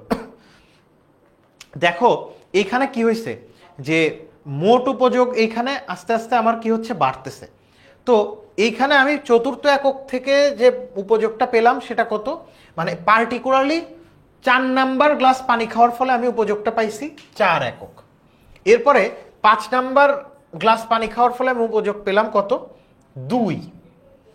তাহলে কি হবে, এক্সট্রা 5 নাম্বার গ্লাস খাওয়ার ফলে আমি উপযোগ পেলাম 2, এই 2 হচ্ছে আগের মোট উপযোগ 28-এর সাথে যোগ হয়ে হলো 30। 6 নাম্বার গ্লাস পানি যখন খেলাম তখন আমি কোনো এক্সট্রা তৃপ্তিই পাই নাই, মানে 6 নাম্বার গ্লাস পানি খাওয়ার ফলে আমি নিউট্রাল, আমার ভালো লাগছে না খারাপ লাগছে আমি বুঝিই নেই। এখন দেখো এই যে 6 নাম্বার গ্লাস পানি খাওয়ার ফলে আমার ভালো লাগছে নাকি খারাপ লাগছে এটার ফিলিংস নিউট্রাল, সো এইটার প্রান্তিক উপযোগ 0। তো তাহলে 30-এর সাথে 0 যোগ করলে 30ই হবে। এরপরে কি হয়েছে, 7 নাম্বার গ্লাস পানি খাওয়ানোর ফলে তুমি বমি করে দিচ্ছ, বমি করে দিচ্ছ, তার মানে কি তোমার এটা ডিসইউটিলিটি ক্রিয়েট করছে তোমার মধ্যে। সো এইখানে প্রান্তিক উপযোগটা মাইনাস, 30 থেকে 2 মাইনাস হয়ে 28 হয়েছে। আরেকটা কথা তোমাদের এমসিকিউতে আসে বলে রাখি, তো এখন আরেকটা জিনিস তোমাদের বলে রাখি যে কখন মোট উপযোগ সর্বোচ্চ হবে, যখন প্রান্তিক উপযোগ 0, যখন প্রান্তিক উপযোগ 0 তখন মোট উপযোগ সর্বোচ্চ। তাহলে এটা কিন্তু মনে রাখবা যে প্রান্তিক উপযোগ যখন 0 হয় মোট উপযোগ তখন সর্বোচ্চ। এখন অনেকেই আসছে একটু চালাক, বলবা যে ভাইয়া প্রান্তিক উপযোগ যখন 2 তখনও তো মোট উপযোগ 30, তখনও তো সর্বোচ্চ, তাইলে আপনি কেন যখন মানে প্রান্তিক উপযোগ 0 তখন মোট উপযোগ সর্বোচ্চ এই শর্তের কথা কেন বললেন?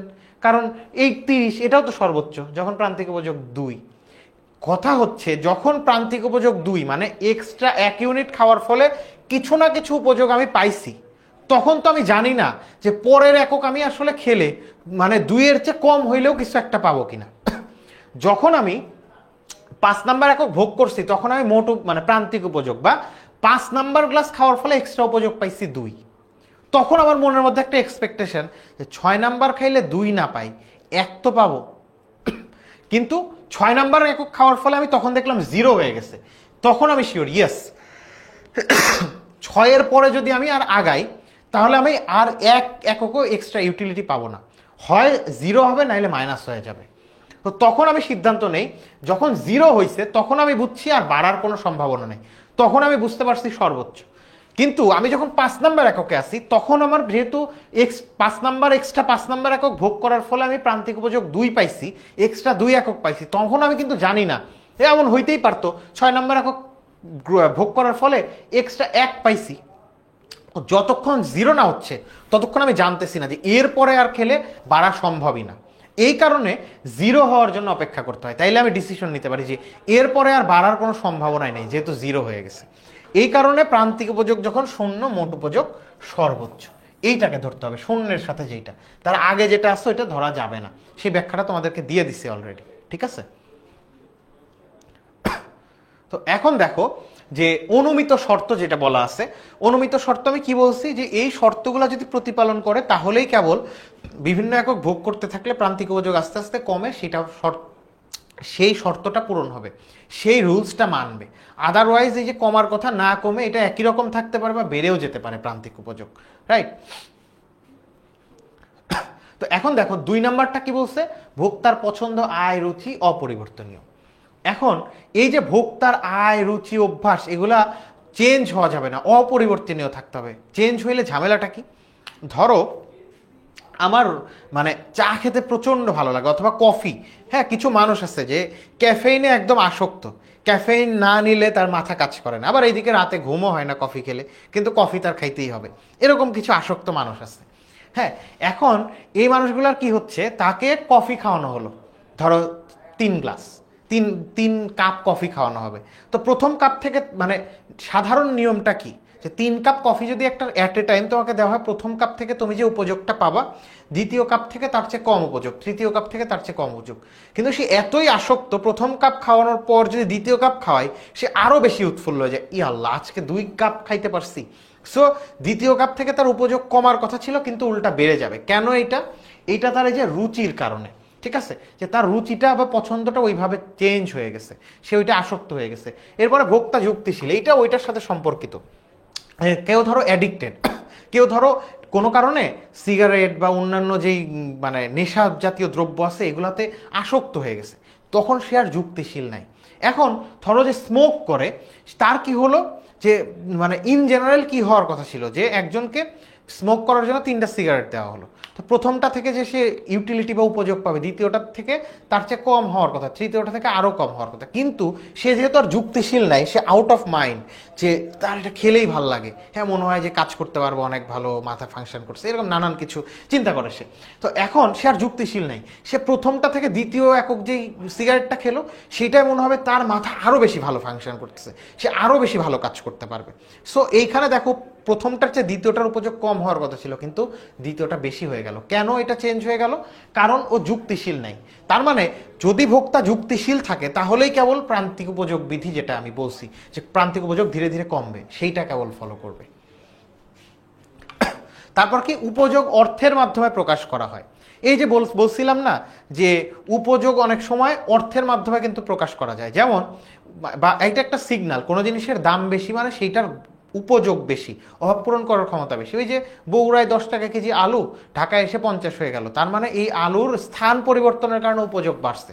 কিভাবে বুঝলাম? দাম বেশি, তার মানে তার উপযোগ বা মানুষের কাছে অভাব পূরণ করার ক্ষমতা তার বেশি, ঠিক আছে।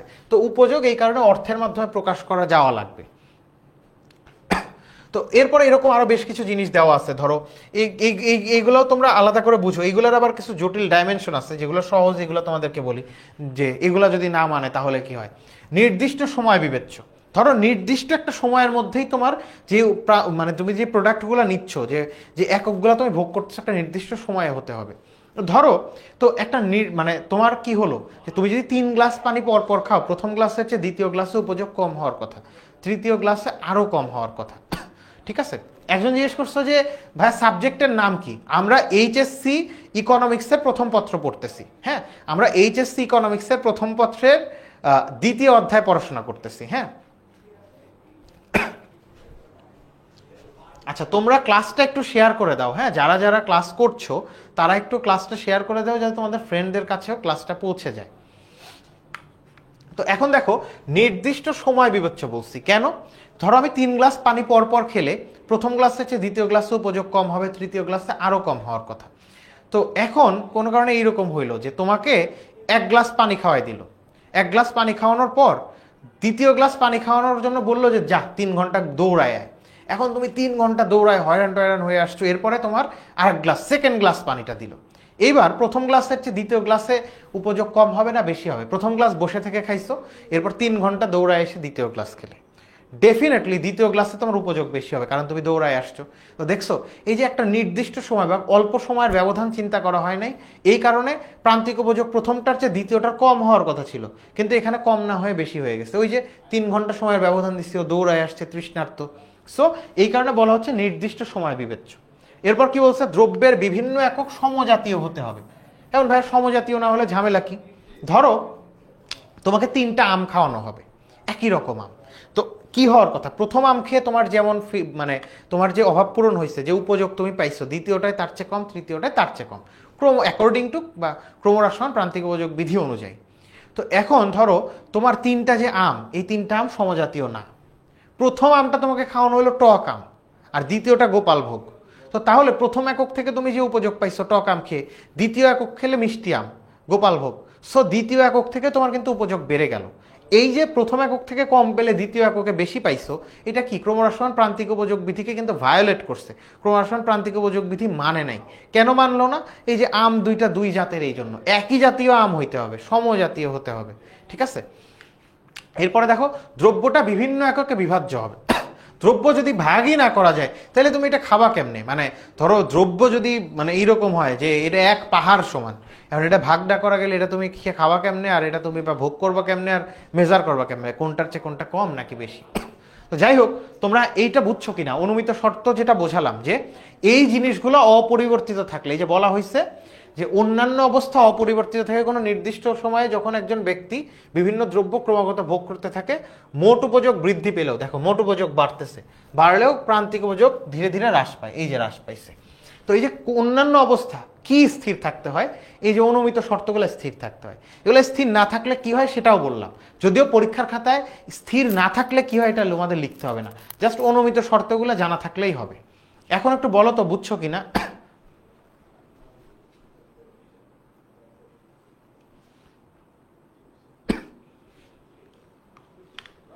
পড়া কি বোঝা যাচ্ছে? আচ্ছা শোনো, এবার কোর্স নিয়ে একটু কথাবার্তা বলি। সেটা হলো 10 মিনিট স্কুলে তোমাদের জন্য মানে এইচএসসি 27 ব্যাচ যারা আসছো, মানবিক এবং ব্যবসায় শিক্ষার যারা ফোর্থ সাবজেক্ট হিসেবে ইকোনমিক্স নিচ্ছ, তোমাদের জন্য একটা অনলাইন ব্যাচ অফার করতেছে 10 মিনিট স্কুল, যেটাকে বলছে OB27 অনলাইন ব্যাচ 2027। তো এই অনলাইন ব্যাচ 2027-এ তোমরা বিভিন্নভাবে কোর্সটা কিনতে পারো। সিঙ্গেল শুধু ইকোনমিক্স তোমরা কিনতে পারবা, বা ইকোনমিক্স জিওগ্রাফি বান্ডেল আকারেও কিনতে পারবা। যাদের জিওগ্রাফি এবং ইকোনমিক্স দুইটাই আছে, আমি পরামর্শ দিব ইকোনমিক্স এবং জিওগ্রাফি তোমরা বান্ডেল আকারে কিনো। এই বান্ডেল আকারে যদি তোমরা কিনো তাহলে তোমরা কোর্স ফিটা কিছুটা কম হবে। আবার মনে করলে কেউ যে না ভাই আমার শুধু ইকোনমিক্স লাগবে, আমার তো জিওগ্রাফি নাই, কেন কিনবো আমি? গুড, তাহলে তুমি ইকোনমিক্সও আলাদা করে কিনতে পারবা। এবং আমাদের এই ক্লাসগুলো শুরু হবে ফর্মালি, এটা আমাদের অনলাইনে হবে, ক্লাসগুলো অনলাইনে আমাদের অ্যাপের মাধ্যমে হবে। সেটা তো ফ্রি এরকম প্ল্যাটফর্মে যাবে না, অ্যাপে তোমাদের কোড দেওয়া থাকবে, সেগুলো দিয়ে তোমরা অ্যাপে ক্লাস করতে পারবা। এবং ক্লাসগুলো শুরু হবে অক্টোবর মানে সামনের মাসের 1 তারিখ থেকে। আর তোমাদের এই ক্লাসগুলোর যেটা বৈশিষ্ট্য থাকবে, প্রত্যেকটা ক্লাসে আমাদের এই যে ক্লাস স্লাইড দাগানো, এই ক্লাস স্লাইডগুলো তোমরা পেয়ে যাবা, রেকর্ডেড ক্লাস পেয়ে যাবা, একই সাথে প্রত্যেকটা চ্যাপ্টারের জন্য হ্যান্ড নোট পাবা। ঠিক আছে, আমরা টিচাররা তোমাদের প্রত্যেক চ্যাপ্টারের জন্য যেগুলো গুরুত্বপূর্ণ জিনিস এগুলা হাতে লিখে দেন কম্পোজ করে আমরা তোমাদের জন্য নোট রেডি করছি, পিডিএফ। প্রত্যেক চ্যাপ্টারের জন্য তোমরা আলাদা আলাদা গুরুত্বপূর্ণ বোর্ড কোশ্চেন সহ, বোর্ডে যে গুরুত্বপূর্ণ কোশ্চেন আসছে সামনে যেগুলো গুরুত্বপূর্ণ এগুলো সহ তোমরা নোট পেয়ে যাবা। এই নোটগুলো পিডিএফ আকারে তোমরা পাবা। এবং প্রত্যেক চ্যাপ্টারের ওপর চ্যাপ্টার শেষ হওয়ার সাথে সাথে তোমাদের ডেইলি এক্সাম থাকবে। এর বাইরে যেটা থাকবে, প্রত্যেক উইকে তোমরা সরাসরি টিচার আমার সাথে অথবা কাইফের সাথে সরাসরি জুম সেশনে যুক্ত হয়ে সরাসরি তোমরা যেটাকে Q&A session, question and answer session প্রত্যেক সপ্তাহে একটা করে থাকবে। ধরো এইখানে তুমি টেক্সটে আমাকে জিজ্ঞেস করছো ভাই এটা কি, আমি রিপ্লাই দিচ্ছি, কিন্তু তুমি আমাকে অনেক কিছু বোঝাতে পারতেছো না, বা পড়ছো পড়ার পরে কনফিউশন থেকে গেছে। এই যে আজকে আমি পড়ালাম, এরপরে বই নিয়ে পড়তে গিয়ে কনফিউশন, তখন কি করবা? তখন এই যে 1 সপ্তাহের যে ক্লাসগুলো হয়েছে প্রত্যেক সপ্তাহে একটা করে Q&A সেশন থাকবে, কোশ্চেন অ্যান্ড অ্যান্সার সেশন, ওইখানে সরাসরি তোমরা আমাকে জিজ্ঞেস করতে পারবা। তার মানে এই ফিচার্সগুলো পাচ্ছ, তুমি দাগানো ক্লাস স্লাইড পাচ্ছ, আলাদা পিডিএফ ক্লাস নোট পাচ্ছ। এরপরে তোমার প্রত্যেক দিন ডেইলি এক্সাম হবে একটা চ্যাপ্টার শেষ হওয়ার পর, এবং প্রতি সপ্তাহে তুমি Q&A সেশন, অর্থাৎ যেখানে জুম সেশনে সরাসরি যুক্ত হয়ে আমাদের শিক্ষককে তোমরা কোশ্চেন করতে পারবা। এখন জিজ্ঞেস করো ভাই এগুলোর কোর্স ফি কত? কোর্স ফিটা জানার জন্য এখানে দেখবে তোমাদের কমেন্ট সেকশনে কিছু লিঙ্ক দেওয়া আছে, যদি না দেওয়া থাকে তাহলে তোমরা 16910, হ্যাঁ 10 মিনিট স্কুলের যেটা হচ্ছে তোমার হটলাইন নাম্বার দেখাচ্ছি, এই যে হ্যাঁ 16910, এই নাম্বারে কল করে তোমরা এই কোর্সগুলো নিয়ে জানতে পারবা। ইকোনমিক্সও তোমরা নিতে পারো, এবং HSC 27-এর যে অনলাইন ব্যাচ ইকোনমিক্স জিওগ্রাফি একসাথে নিতে পারো।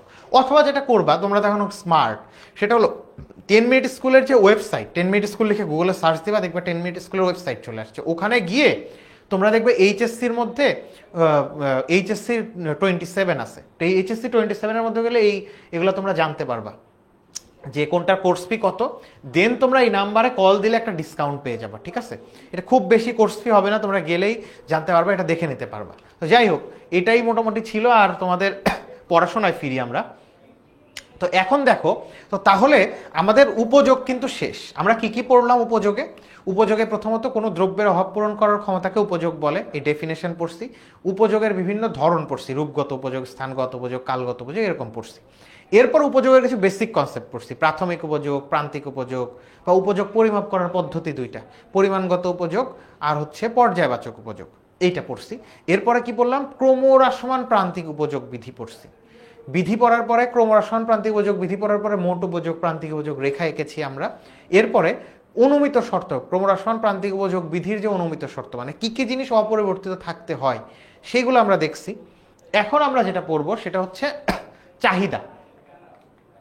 ঠিক আছে, আচ্ছা চাহিদা দেখার আগে কিছু জিনিস আছে, এখানে কিছু কোশ্চেন আছে। এই কোশ্চেনগুলো আমরা একটা জিনিস পড়লাম, আমার একটা তো ফুলফিলমেন্ট লাগবে, তাই না? সো আমরা চলো একটা বোর্ড কোশ্চেন সলভ করে দেখি না পারি কিনা, গ ঘ অ্যাটলিস্ট করি।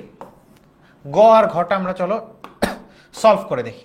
তো এইখানে দেখো এটা ঢাকা বোর্ড 2023-এ আসছিল।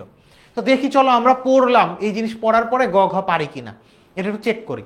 দেখো এখানে একটা ছক দেওয়া আছে যে ভোগে রাখো প্রথম দ্বিতীয় তৃতীয়, এখানে মোট উপযোগ দেওয়া আছে, কিছু জায়গায় কোশ্চেন মার্ক, এখানে একটা এখানে একটা এখানে, আবার প্রান্তিক উপযোগের কিছু জায়গায় কোশ্চেন মার্ক আছে। ঠিক আছে, এগুলো দেওয়া নাই। প্রথমে বলছে উদ্দীপকে উল্লিখিত সূচিটির খালি ঘর পূরণ করো। খালি ঘরে কত কত নাম্বার বসবে এইগুলা পূরণ করতে হবে। ওই যে দেখছো তোমাদের অলরেডি 10 মিনিট স্কুল কিন্তু কমেন্ট করছে যে এইটার জানতে 10 মিনিট স্কুলের পেজে তোমরা নক দাও অথবা 16910 এই নাম্বারে কল করলে তোমরা এইটার আমরা যে অনলাইন ব্যাচটা অফার করতেছি তোমাদের এইটা সম্পর্কে তোমরা জেনে যেতে পারবা। ঠিক আছে, এখন দেখো এখানে কি বলছে, উল্লেখিত সূচিটার খালি ঘর পূরণ করো এবং উদ্দীপকে অর্থনীতির কোন বিধি কার্যকর হয়েছে ব্যাখ্যা করো। তো চলো আমরা যাই, এখানে দেখি প্রথমত উদ্দীপকে খালি ঘরগুলো পূরণ করব। সবগুলা খালি ঘর পূরণ করতে বলছে আমার। তো অবস্থাটা দেখো, প্রথমত এখানে আমি কি দেখতে পাচ্ছি, মোট উপযোগ এখানে 10, এখানে 18, আর এখানে প্রান্তিক উপযোগ দেওয়া নাই। তো তাহলে মোট উপযোগ কিভাবে পায়? প্রান্তিক উপযোগ যোগ করেই তো মোট উপযোগ পায়। 2 নাম্বার একক পর্যন্ত মোট উপযোগ 18 যে হইছে কিভাবে পেল? এই প্রথমটার প্রান্তিক উপযোগ দ্বিতীয়টার প্রান্তিক উপযোগ যোগ করেই তো 18 হইছে। তো তাহলে এইখানে যদি 18 হয় তো এই 18টা কিভাবে হলো? 10-এর সাথে কত যোগ করে 18 হইছে? নিশ্চয়ই 10-এর সাথে 8 যোগ করলে 18 হইছে। তার মানে স্পেসিফিক দ্বিতীয় একক থেকে আমার উপযোগ ছিল কত? 8। তো দেখো প্রথমটা কিন্তু আমি পূরণ করে ফেললাম। এরপরে আসো, এবার কি করছে, মোট উপযোগের 3 নাম্বারটা এখানে দিচ্ছে প্রশ্নবোধক চিহ্ন। তো 3 নাম্বারটার মোট উপযোগ কিভাবে পাবো? প্রান্তিক উপযোগগুলো যোগ করলে, প্রত্যেক বলে বলে যে রান সেটা যোগ করলেই তো মোট রান পাই।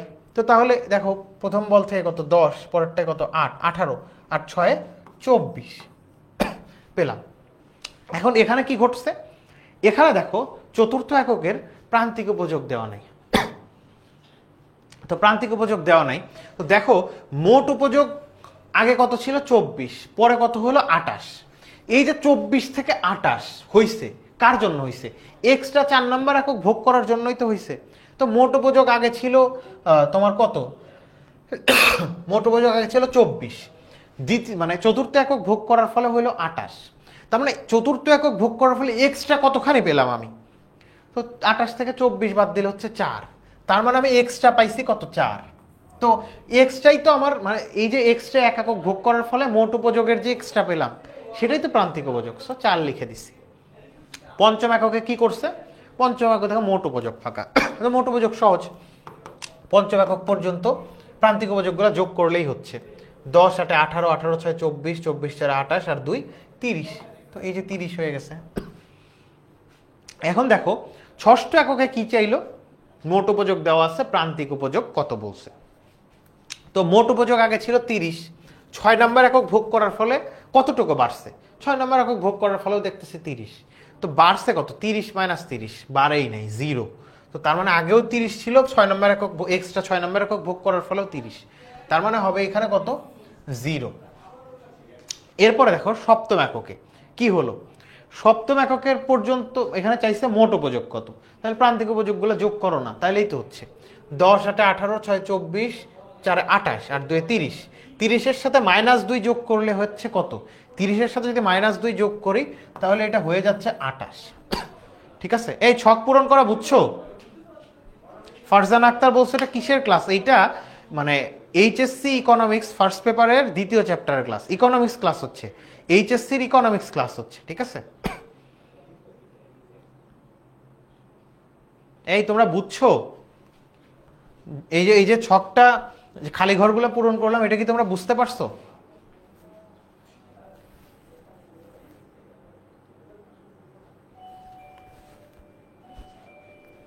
Very good. এখন কি বলছে, উদ্দীপকে অর্থনীতির কোন বিধি কার্যকর হয়েছে?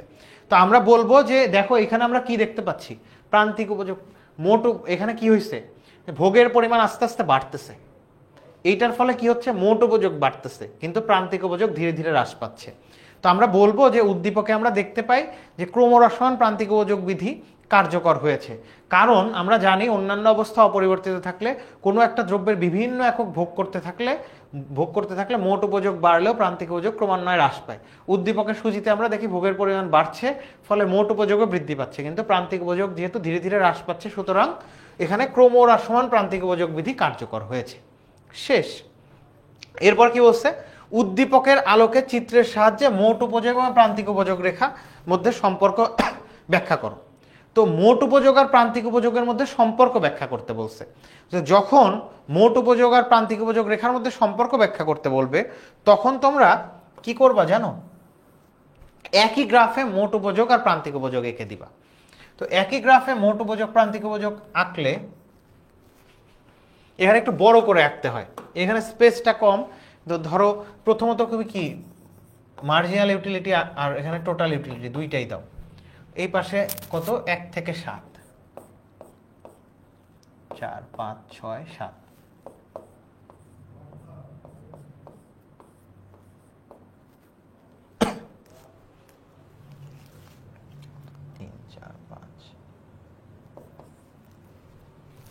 ছয় সাত, হ্যাঁ। তো এখন দেখো এই পাশে তাহলে কি, এটা কোয়ান্টিটি।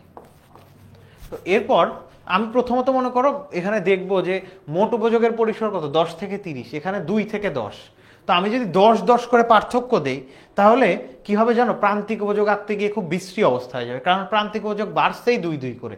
এই জন্য আমরা একটু 5 5 করে বাড়াবো আর দূরত্ব বেশি দিব। ধরো 10 করে বাড়ালে কি হতো, প্রান্তিক উপযোগের পরিসরই 10, দুইটা যখন একসাথে আঁকবো তখন আমার দুইটা জিনিসই খেয়াল রাখতে হবে, প্রান্তিক উপযোগের পরিসর, মোট উপযোগ।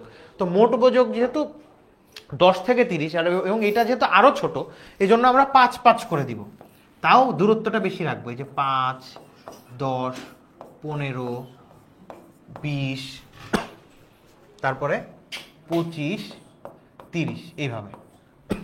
তো এরপরে তোমরা এই জাস্ট প্রথমে একবার মোট উপযোগ রেখা, একবার প্রান্তিক উপযোগ রেখা আঁকলে দেখবা এইটা মোট উপযোগ রেখাটা এরকম আসবে, প্রান্তিক উপযোগ রেখাটা এরকম আসবে।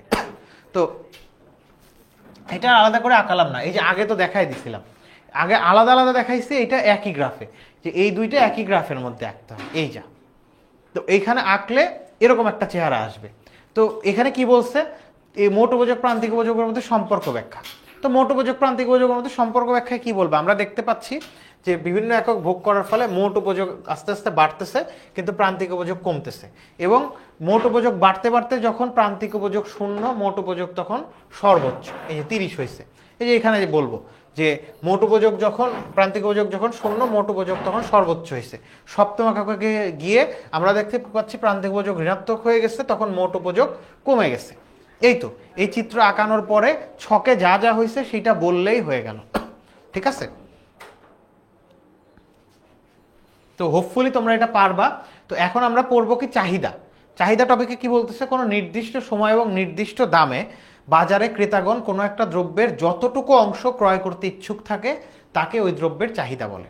আবার বলতেছি যে একটা নির্দিষ্ট সময়ে এবং নির্দিষ্ট দামে বাজারে ক্রেতাগণ কোনো একটা দ্রব্যের যতটুকু অংশ ক্রয় করতে ইচ্ছুক থাকে তাকে ওই দ্রব্যের চাহিদা বলে। ধরো এক প্যাকেট চিপসের দাম, ধরো এক প্যাকেট চিপসের দাম হচ্ছে তোমার যখন 10 টাকা, তখন ওই বাজারের মানুষ 100 প্যাকেট চিপস কিনতে চায়। তার মানে 10 টাকা দামের বিপরীতে চিপসের চাহিদার পরিমাণ 100 একক। তো 10 টাকা দামের বিপরীতে তার মানে ওই বাজারে চাহিদার পরিমাণ হবে 100 একক। এখানে যে বলছে যে কোনো নির্দিষ্ট সময় এবং নির্দিষ্ট দামে বাজারে ক্রেতাগণ একটা দ্রব্যের যতটুকু অংশ ক্রয় করতে ইচ্ছুক থাকে তাকে ওই দ্রব্যের চাহিদা বলে। তো দাম যখন চিপসের 10 টাকা,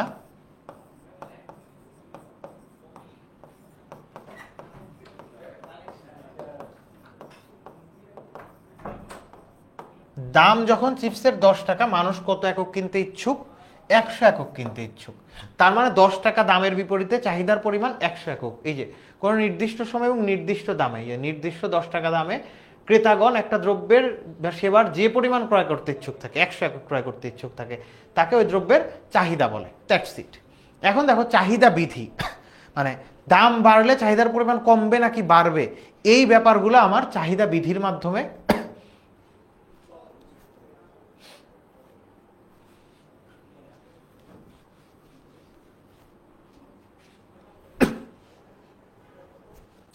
তো এখন দেখো যে আমার চাহিদা বিধিটা আমি তাহলে কি করব, যে দাম বাড়লে চাহিদার পরিমাণ কমবে নাকি বাড়বে এই ব্যাপারগুলো বলা হবে।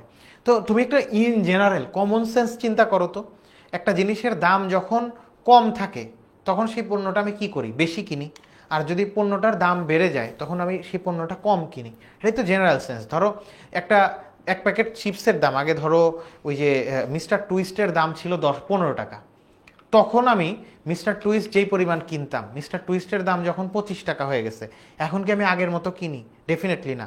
তার মানে চিপসের দাম বেড়ে 10-15 টাকার চিপস যখন 25 টাকা হয়ে গেছে তখন আমি পরিমাণে কম কিনতেছি, আর যখন দাম কমতেছে তখন আমি এটা বেশি পরিমাণে কিনতেছি। তো এক্স্যাক্টলি এই যে আমাদের দৈনন্দিন জীবনের যে কাহিনী, এইটাই চাহিদা বিধি আকারে দেখতে পাচ্ছি। তো বিধিতে আমার বলয় থাকবে অন্যান্য অবস্থা অপরিবর্তিত থেকে, এটা তো বলছি। তো অন্যান্য অবস্থা অপরিবর্তিত থেকে স্বাভাবিক সময়ে কোনো দ্রব্যের দাম বাড়লে চাহিদার পরিমাণ কমে, আর দাম কমলে চাহিদার পরিমাণ বাড়ে। চাহিদা এবং দামের এই বিপরীতমুখী সম্পর্ককে চাহিদা বিধি বলে। কি বলতেছে? অন্যান্য অবস্থা অপরিবর্তিত থেকে কোনো দ্রব্যের দাম বাড়লে চাহিদার পরিমাণ কমে, আর দাম কমলে চাহিদার পরিমাণ বাড়ে। দাম এবং চাহিদার এই বিপরীতমুখী সম্পর্ককে বলা হচ্ছে চাহিদা বিধি। মানে সোজা কথা, দাম এবং চাহিদার মধ্যে এক ধরনের বিপরীতমুখী সম্পর্ক আছে। দাম বেড়ে গেলে মানুষ কম কেনে পণ্যটা, যার কারণে চাহিদার পরিমাণ কম, আর দাম যদি বাড়ে চাহিদার পরিমাণ কমে যায়। তো এইটাই। তো এখন এখানে দেখো যে চাহিদা বিধিতে অন্যান্য অবস্থা অপরিবর্তিত থেকে কি অবস্থা অপরিবর্তিত থাকা লাগবে, এই যে সেগুলো অনুমিত শর্ত আকারে দেওয়া আছে। তো এই অনুমিত শর্তগুলো যদি অপরিবর্তিত না থাকে, মানে এগুলো যদি পরিবর্তন হয়, তাহলে এই যে দাম বাড়লে চাহিদার পরিমাণ কমার কথা, এটা না কমে একই রকম থাকতে পারে বা বেড়েও যেতে পারে। তার মানে এই যে দাম এবং চাহিদার মধ্যে যে বিপরীতমুখী সম্পর্ক, এই বিপরীতমুখী সম্পর্ক বজায় নাও থাকতে পারে যদি এই জিনিসগুলা আনচেঞ্জ না থাকে বা অপরিবর্তিত না থাকে। তার মানে অনুমিত শর্তগুলা অপরিবর্তিত থাকতে হবে। ঠিক আছে? তো অনুমিত শর্তের প্রথমটা কি বলছে? ভোক্তার আয় স্থির থাকতে হবে। তো দেখো, ভোক্তার আয় স্থির কেন থাকা লাগবে? যদি ভোক্তার আয় স্থির না থাকে ঝামেলাটা কি? ধরো কি হলো, আমি বলছি দাম বাড়লে চাহিদার পরিমাণ কমবে। তো ধরো তুমি প্রত্যেকদিন যখন স্কুলে যাও, তোমাকে স্কুলে যাওয়ার সময় 100 টাকা দেওয়া হয়। তো 100 টাকা তার মানে তোমার আয়। তো প্রত্যেক প্যাকেট চিপসের দাম 10 টাকা হলে তুমি কয় প্যাকেট চিপস কিনতে পারতে 100 টাকায়? 10 টাকা করে প্যাকেট, 100 টাকা দিচ্ছে, তার মানে 10 প্যাকেট চিপস কিনতে পারো, রাইট? তো তার মানে 10 টাকা দাম যখন, তখন তোমার চাহিদার পরিমাণ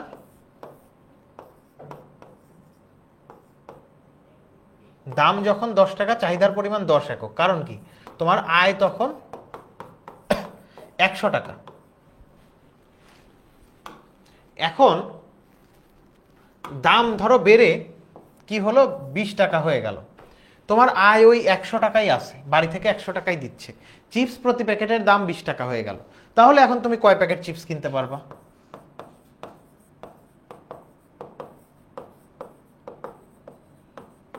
কয় প্যাকেট চিপস কিনতে পারবা 100 টাকা দিয়ে? 5 প্যাকেট। দেখো, দাম বাড়ছে, চাহিদার পরিমাণ কমছে। Well and good. আমার চাহিদা বিধিও তো এই কথাই বলছে যে দাম বাড়লে চাহিদার পরিমাণ কমবে। তো চাহিদা বিধি মানছে। তো এখন ভোক্তার আয় অপরিবর্তিত ছিল বলেই এটা মানছে। তো যখন দাম বাড়ছে, মনে করো 20 টাকা হয়েছে, তখন বাসা থেকে তোমাকে দিত আগে 100 টাকা, এখন তোমাকে দেওয়া শুরু করলো মনে করো 200 টাকা। 200 টাকা দিল। তো যদি 200 টাকা দেয়, তাহলে 20 টাকা দিয়ে তখন তুমি কয়টা কিনতে পারবা? ওই আগের সমানই 10টা কিনতে পারবা। এখন দেখো, দাম বাড়ছে, যদি আয় পরিবর্তন হয়ে যায়, আয় যদি মানে তোমার বাসা থেকে আগে দিতে 100 টাকা, এখন 200 টাকা দিচ্ছে, 200 টাকা দিচ্ছে, তোমার দাম বাড়ছে, তুমি গুনলাই না, এখন তো 20 টাকা প্রত্যেক প্যাকেটের দাম, বাড়ি থেকে তো 200 টাকা দিচ্ছে, তা আমি 10 প্যাকেটই কিনবো। তার মানে দেখো, দাম বাড়লো কিন্তু চাহিদার পরিমাণ একই থেকে গেল।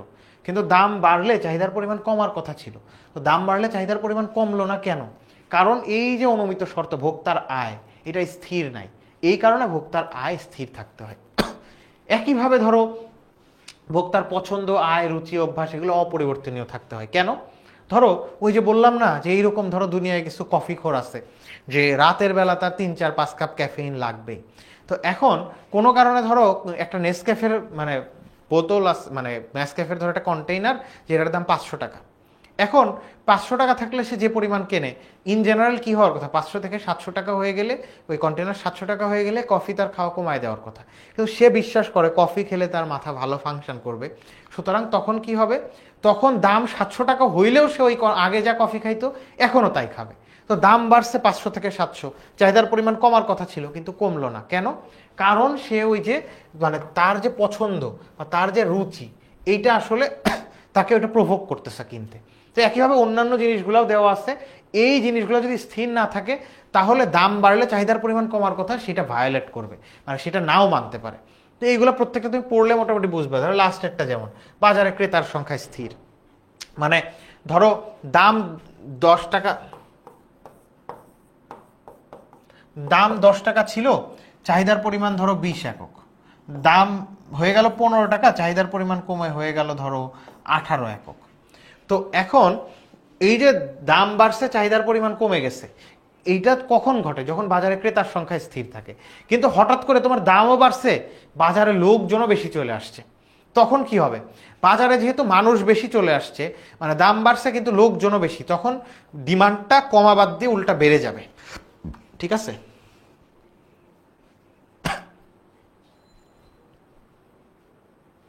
আচ্ছা, একজন জিজ্ঞেস করছো SMP 26 নাকি ব্যাচ 27। শোনো, আমরা মানে তোমাদের সামনে শেষ মুহূর্তের প্রস্তুতি কোর্স নামে একটা কোর্স আসবে, যেটা হচ্ছে HSC 26-এর জন্য, সেটা তো 26 ব্যাচের জন্য, এবং এটা খুব কম সময় 3-4 মাসের জন্য হবে ক্রাশ কোর্স।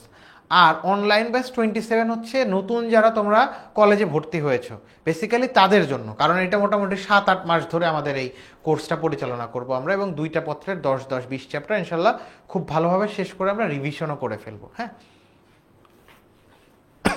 তো যাই হোক, এখন দেখো আমরা চাহিদার সমীকরণ দেখব, যে চাহিদার সমীকরণ দেখতে কেমন।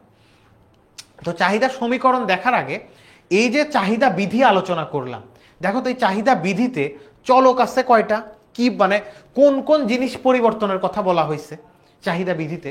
চাহিদা বিধিতে কি বলছে? স্বাভাবিক সময় কোনো দ্রব্যের দাম বাড়লে, এই যে দাম বাড়লে চাহিদার পরিমাণ কমে, আর দাম কমলে চাহিদার পরিমাণ বাড়ে। তার মানে দেখো কমা বাড়া করতেছে কোন কোন জিনিস? দাম আর হচ্ছে চাহিদার পরিমাণ।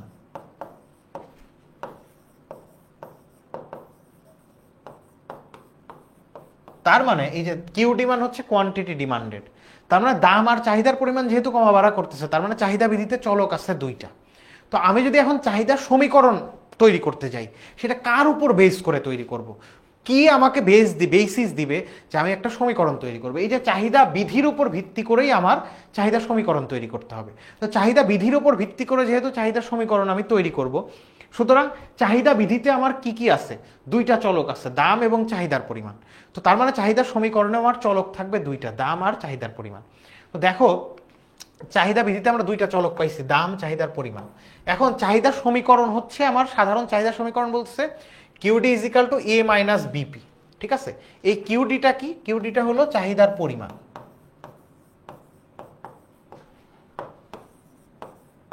এটা একটা সাধারণ সমীকরণ, ঠিক আছে, ইন জেনারেল সবার জন্য। কিউডি হলো চাহিদার পরিমাণ। এই এটা কি? এটা হচ্ছে একটা ধ্রুবক যেটা পরিবর্তন হয় না। আর এইখানে বিটা কি? বিটাকে বলা হচ্ছে একটা সহগ। চলকের সাথে যেই সংখ্যাটা থাকে সেটাকে বলা হয় সহগ, চলকের সাথে যে সংখ্যাটা থাকবে সেটাকে বলা হবে সহগ। আর পিটা কি? পিটাকে বলা হচ্ছে তোমার দাম। এখন QD is equal two A minus BP. হ্যাঁ, তো এখানে এটা একটা চাহিদার সাধারণ সমীকরণ। এখন এইটা থেকে আমি একটা র্যান্ডম যে কোনো একটা সমীকরণ লিখতে পারি। র্যান্ডম একটা সমীকরণ ধরো এই যে এখানে একটা লিখছি যে QD is equal to 10 minus 2পি, এইটা একটা চাহিদা সমীকরণ। এখন এই চাহিদা সমীকরণে দেখো চলক আছে কিন্তু কয়টা? চলক আছে 2টা, কিউডি আর পি, কারণ আমি চাহিদা বিধি থেকেই চাহিদা সমীকরণ তৈরি করতেছি। তো এখন চাহিদা বিধি থেকে যখন চাহিদা সমীকরণ তৈরি করছি, সো চাহিদা বিধিতে 2টা চলক আছে, সেই 2টা চলকে আমি ব্যবহার করব, একটা কি? পি, একটা কিউডি। তো এখন এই যে এই যেটা লিখছি এটা যে একটা চাহিদার সমীকরণই, এটার প্রমাণ কি? এটার প্রমাণ হচ্ছে দুইটা। দেখো আমরা কি বলছি, দাম এবং চাহিদার পরিমাণের মধ্যে সম্পর্ক কেমন, বিপরীতমুখী। তো বিপরীতমুখী যদি সম্পর্ক থাকে, এখানেও দেখো চিহ্ন বিপরীত, কিউডির আগে কোনো চিহ্ন নাই, মানে কি একটা প্লাস চিহ্ন আছে, আর এই যে দাম পি এর আগে কি চিহ্ন আছে, মাইনাস চিহ্ন। তো কিউডির আগে আছে কিছু নাই মানে প্লাস চিহ্ন, আর এটার আগে মাইনাস চিহ্ন। তো দুইজনের সম্পর্ক যে বিপরীত, এটা যেহেতু বলছি, এখানেও আমরা দেখতেছি বিপরীতমুখী সম্পর্ক, এটার আগে প্লাস চিহ্ন, এটার আগে মাইনাস।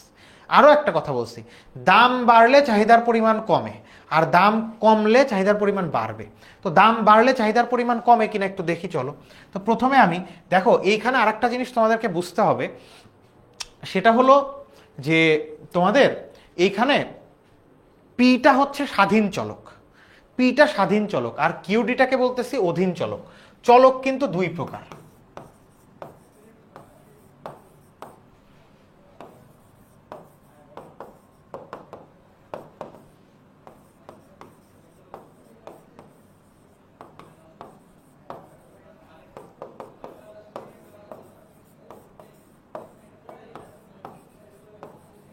দুই হলো অধীন চলক।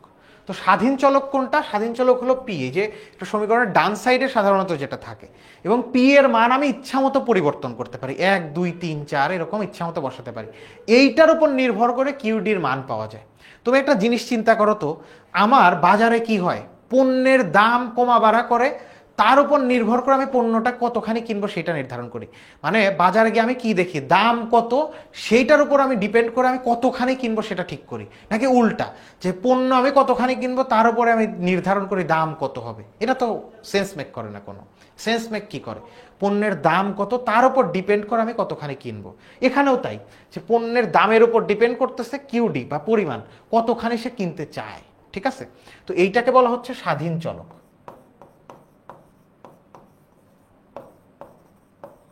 আর কিউডি হলো অধীন চলক। তো আমি এখন কি করব, এই স্বাধীন চলকের মান 1 2 3 ইচ্ছা মতো বসাবো। তো পি এর মান যদি 1 হলে, পি 1 হলে কিউডির মান কত, 10 মাইনাস 2p, মানে কি 2p মানে 2 এর সাথে পি গুণ আকারে আছে। তো পি এর মান যদি 1 হয়, তো তাহলে রেজাল্ট কত, 8। তারপরে পি ইজিক্যাল টু যদি 2 হলে,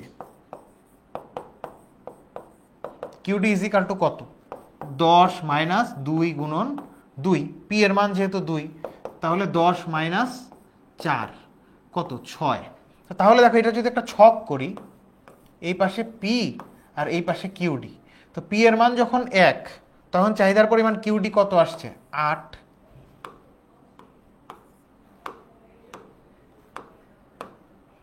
আসছে। পি এর মান যখন 2 বসাইছি, দেখো পি এর মান যখন 2 বসাইছি, তখন চাহিদার পরিমাণ কিউডি কত, 6। তো দেখো আমি কি বলছিলাম, বলছিলাম চাহিদা বৃদ্ধিতে দাম বাড়লে চাহিদার পরিমাণ কমবে। তো দেখো দাম 1 টাকা থেকে 2 টাকা হয়েছে, চাহিদার পরিমাণ কি 8 থেকে 6 হয়েছে, কমছে না? তো এই সমীকরণেই আমি দেখলাম, এই সমীকরণ সেই সমীকরণ যেটা আমাকে দিচ্ছে যে এই সমীকরণে আমি যদি দাম বাড়াই চাহিদার পরিমাণ কমতেছে, তার মানে এই সমীকরণটা চাহিদা বিধিকে মানছে। যেহেতু চাহিদা বিধিকে এই সমীকরণটা মানছে, সুতরাং এইটা একটা চাহিদা সমীকরণ। ইয়েস। আর আগের আর একটা লজিক তো দিছি, দাম আর চাহিদার মধ্যে বিপরীতমুখী সম্পর্ক আছে, এখানে চিহ্ন বিপরীত, পি এর আগে মাইনাস চিহ্ন, কিউডির আগে কিছু নাই মানে প্লাস চিহ্ন। সো চাহিদা সমীকরণ কি তোমরা বুঝছো?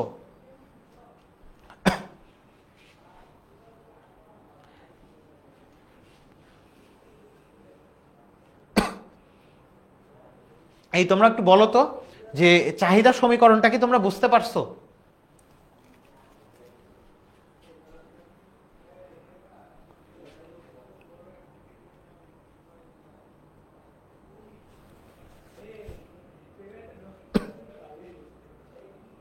আচ্ছা, শামীম হাসান বলছো যে জি ভাইয়া, ওকে, ভেরি গুড।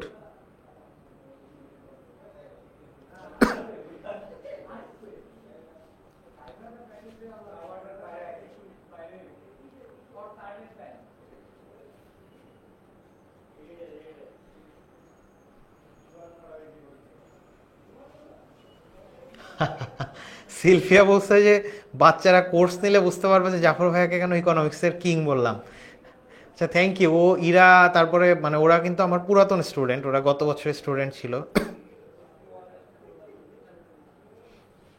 আচ্ছা, এখন দেখো যে এইটা হলো তাহলে চাহিদা সমীকরণ। এখন আমরা চাহিদার সমীকরণ থেকে এখন কি হতে পারে, ধরো এই সমীকরণটা দিয়ে দিল QD is equal to 10 minus 2p, তোমাদের পরীক্ষায় আসে, গ নাম্বারে আসবে। এই সমীকরণটা দিয়ে বলবো যে এই সমীকরণ থেকে চাহিদা রেখা অঙ্কন করো।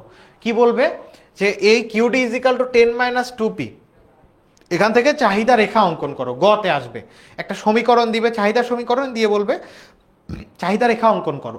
তো চাহিদা রেখা অঙ্কন করার জন্য 3টে স্টেপ আছে। কি কি?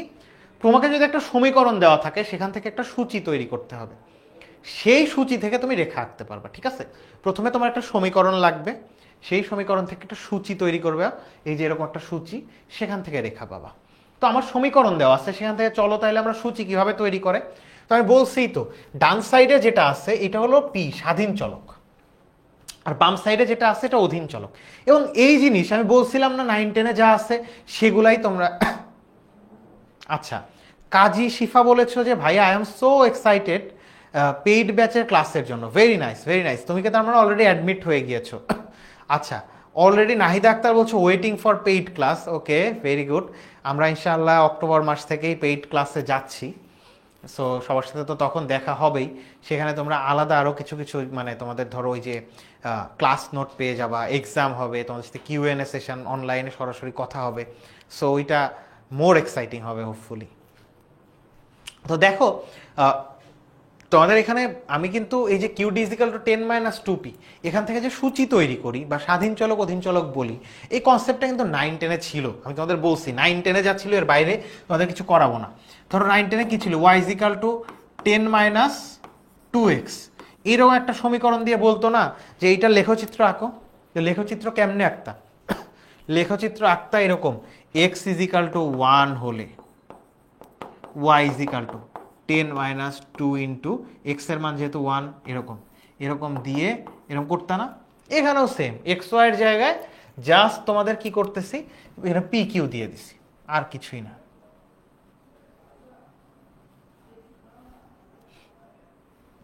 তো এখন তাহলে এইখান থেকে আমার সূচি তৈরি করা লাগবে। সূচি তৈরির জন্য কি করি আমরা, দেখো সরাসরি মুখে মুখেও করতে পারি, তোমরা যেহেতু কেবল নতুন তোমরা চাইলে পাশে রাফও করে নিতে পারো। যে যেহেতু স্বাধীন চলক পি, তার মানে পি এর মান ইচ্ছা মতো ধরবো 1 হলে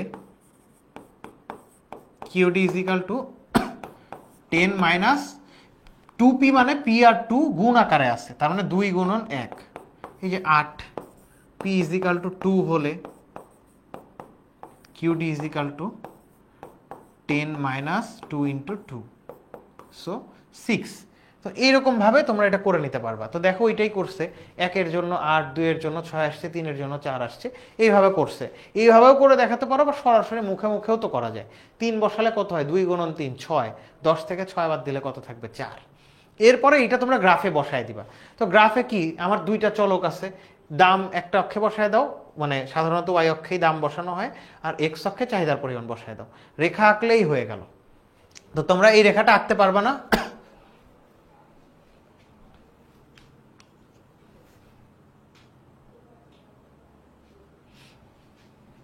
দেখো এই তোমরা মানে এইটার গ্রাফটা এঁকে নিতে পারবা না, নাকি এটা আঁকায় দিতে হবে বলো? এই যে এই সূচি থেকে গ্রাফটা আঁকতে পারবা না? দেখো তোমরা যদি এই প্রশ্নটা পারো, তোমাদের মোটামুটি কিন্তু একটা গ এর প্রিপারেশন হয়ে গেল। কারণ গতে কি থাকে, সাধারণত চাহিদা থেকে প্রশ্ন আসলে এরকম একটা সমীকরণ দিয়ে বলবে যে এখান থেকে চাহিদা রেখা অঙ্কন করো। কি করবা, এই সূচি থেকে মানে সরি এই সমীকরণ থেকে একটা সূচি তৈরি করবা, এই যে বলা আছে অর্ডার দিয়ে। তো এই সূচি তৈরি করবা, সূচি থেকে গ্রাফ আঁকায় ফেলবা। আচ্ছা, শামীম হাসান বলেছো যে জি ভাইয়া পারবা, তো ভেরি গুড, তো তাহলে তো পারবাই। তো এখন দেখো আমরা কি পড়ছিলাম, চাহিদা বিধি পড়ছিলাম, যে অন্যান্য অবস্থা অপরিবর্তিত থেকে স্বাভাবিক সময়ে কোনো দ্রব্যের দাম বাড়লে চাহিদার পরিমাণ কমে, আর দাম কমলে চাহিদার পরিমাণ বাড়ে। তো মানে দাম বাড়লে মানুষ ওই পণ্যটা কম কিনবে, চাহিদার পরিমাণ কমবে, আর দাম যদি কমে যায় মানুষ ওই পণ্যটা বেশি কিনবে, চাহিদার পরিমাণ বাড়বে। তো এখন চাহিদা বিধির ব্যতিক্রম, অর্থাৎ দাম এবং চাহিদার পরিমাণের মধ্যে যে বিপরীতমুখী সম্পর্ক আছে, কখন কখন এই বিপরীতমুখী সম্পর্ক আর কাজ করবে না, যে দাম বাড়লে চাহিদার পরিমাণ কমে যায়, এই ঘটনাটা ঘটবে না, অর্থাৎ চাহিদা বিধিকে ভায়োলেট করবে। আচ্ছা, গ্রাফ পেপারে আঁকবো কিনা একজন জিজ্ঞেস করছো, তোমরা আজকে থেকে এইটা মাথায় ঢুকায় নাও, সেগুলো ইকোনমিক্সে কোনো গ্রাফ পেপার লাগে না। ইকোনমিক্সে তুমি একটা মোটামুটি আন্দাজে, মানে চোখের দেখায় যেন খারাপ না লাগে এরকম একটা আন্দাজে হাতে আঁকবা, ঠিক আছে? এটা হাতে আঁকতে হয়। তো দেখো চাহিদাবিধির ব্যতিক্রম, চাহিদাবিধির 1 নাম্বার ব্যতিক্রমই হচ্ছে গিফেন দ্রব্য বা নিকৃষ্ট মানের দ্রব্য। মানে গিফেন দ্রব্যের ক্ষেত্রে দাম বাড়লে চাহিদার পরিমাণ কমার কথা, এটা না কমে উল্টা বাড়ে। মানে তোমার চাহিদাবিধি কি বলছে, দাম বাড়লে চাহিদার পরিমাণ কমবে, এটাই চাহিদাবিধি। কিন্তু চাহিদাবিধির ব্যতিক্রমের 1 নাম্বার আছে গিফেন বা নিকৃষ্ট মানের দ্রব্য। কেন এটা গিফেন দ্রব্যের ক্ষেত্রে কি হয়? গিফেন দ্রব্যের ক্ষেত্রে দেখা যায় বা নিম্নমানের পণ্যের ক্ষেত্রে দেখা যায় দাম বাড়লে উল্টা চাহিদার পরিমাণ বাড়ে, মানে সমমুখী সম্পর্ক হয়ে গেছে, বিপরীতমুখী না হয়। সো এটা তো চাহিদাবিধির ব্যতিক্রম। তো গিফেন দ্রব্য কেমন? মোটা চাল, মোটা কাপড়, এই জিনিসগুলো সাধারণত গিফেন দ্রব্য বলে। এটার ক্যারেক্টারিস্টিক্স দাম বাড়লে চাহিদার পরিমাণ বাড়ে, দাম কমলে চাহিদার পরিমাণ কমে। মানে দুইটা ভেরিয়েবলের মধ্যে একই রকম সমমুখী সম্পর্ক। সমমুখী সম্পর্ক হলে গ্রাফ হয় ঊর্ধ্বমুখী। দেখো চাহিদা রেখা, চাহিদা রেখা আমরা কি দেখলাম? সাধারণত নিম্নগামী রেখা দেখলাম না? এই যে চাহিদা রেখা আঁকছি, ইন জেনারেল চাহিদা রেখা নিম্নগামী হবে অ্যাকর্ডিং টু চাহিদা বিধি। চাহিদা বিধি অনুযায়ী চাহিদা রেখা নিম্নগামী হবে আজীবন। কিন্তু এইখানে চাহিদা রেখা দেখতেছে ঊর্ধ্বগামী, তার মানে এটা চাহিদা বিধিকে ভায়োলেট করছে। কেন ঊর্ধ্বগামী হলো, মানে কেন সমমুখী হলো? আমরা দেখতে পাচ্ছি যে মানে মোটা চাল মোটা কাপড়ের দাম বাড়লে চাহিদার পরিমাণ বাড়ে, মোটা কাপড়ের দাম যদি কমে চাহিদার পরিমাণ কমে। এখন প্রশ্ন কেন? এটা পরীক্ষায় লাগবে না, এইখানে একটা অ্যানালাইসিস লিখছে, এটা তোমাদের মনের খোরাক যে ভাই কি বলেন যে দাম বাড়লে চাহিদার পরিমাণ বাড়ে, দাম কমলে আবার উল্টা মানুষ হলে পণ্যটা কম কেনে, এটা হয় নাকি? দেখি হয় কিনা। আসো ধরো দুইটা অবস্থা, বাজারে মিনিকেট চাল পাওয়া যায় আর মোটা চাল পাওয়া যায়, ঠিক আছে? তো কিছু মানুষ মিনিকেট চাল খায়, কিছু মানুষ মোটা চাল খায়।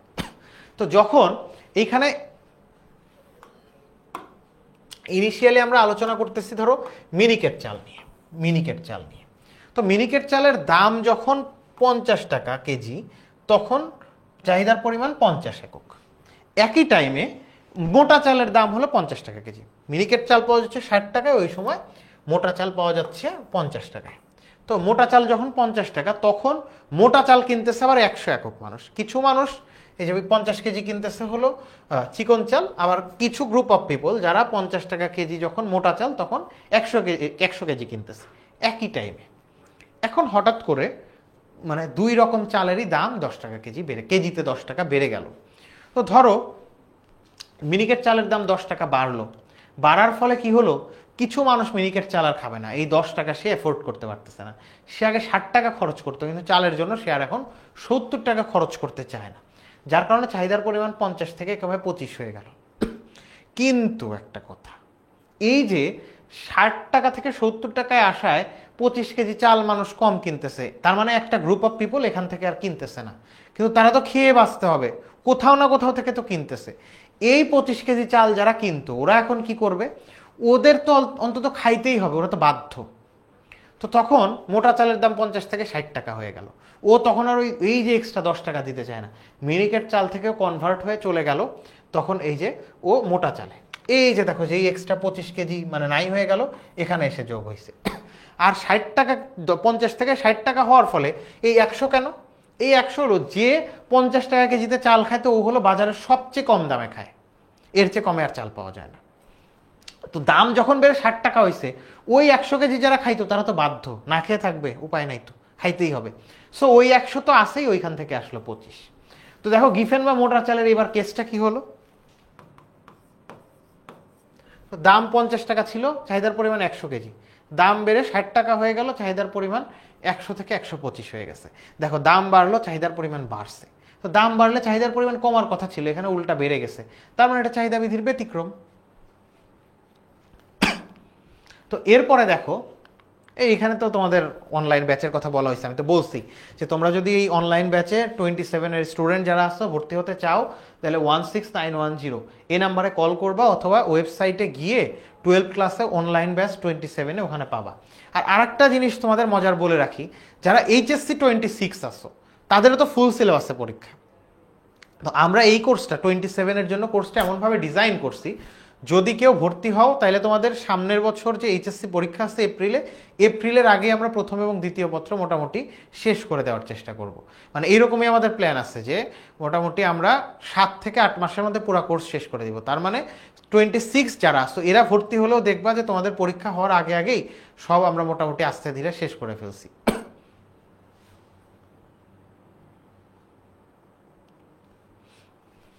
এখন দেখো যে ভ্যাবলেন বা বিলাসদ্রব্য, হ্যাঁ ভ্যাবলেন বা বিলাসদ্রব্যের ক্ষেত্রে কি হয়, মানে এইগুলো হলো আভিজাত্য দেখানোর যে পণ্যগুলো আছে, ডায়মন্ড, ল্যাম্বরগিনি, হ্যাঁ এগুলোর ক্যারেক্টারিস্টিক্স কি, দাম বাড়লে চাহিদার পরিমাণ বাড়ে।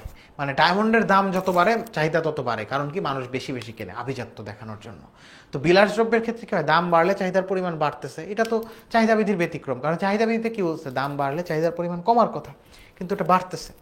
তারপরে কি দেখো, অভ্যাস বা রুচির পরিবর্তন, মানে দাম বাড়লে চাহিদার পরিমাণ কমার কথা ছিল না, কিন্তু অভ্যাস বা রুচির যদি পরিবর্তন হয়ে যায়, ওই যে বললাম মানে তার অভ্যাস কফি খাইতেই হবে, মানে আগে 500 টাকা কন্টেনার ছিল সেখান থেকে 700 টাকা হলো, চাহিদার পরিমাণ কমার কথা না, কিন্তু আগের মতোই আছে, 500 থেকে 700 টাকা হইলেও ওই একই পরিমাণ কফি খায়।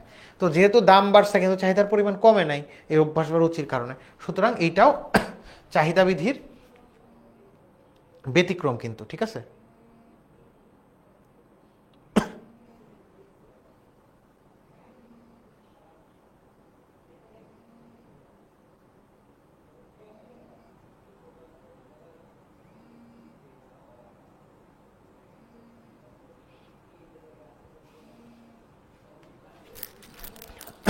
তো এরপরে আসো আয়ের পরিবর্তন।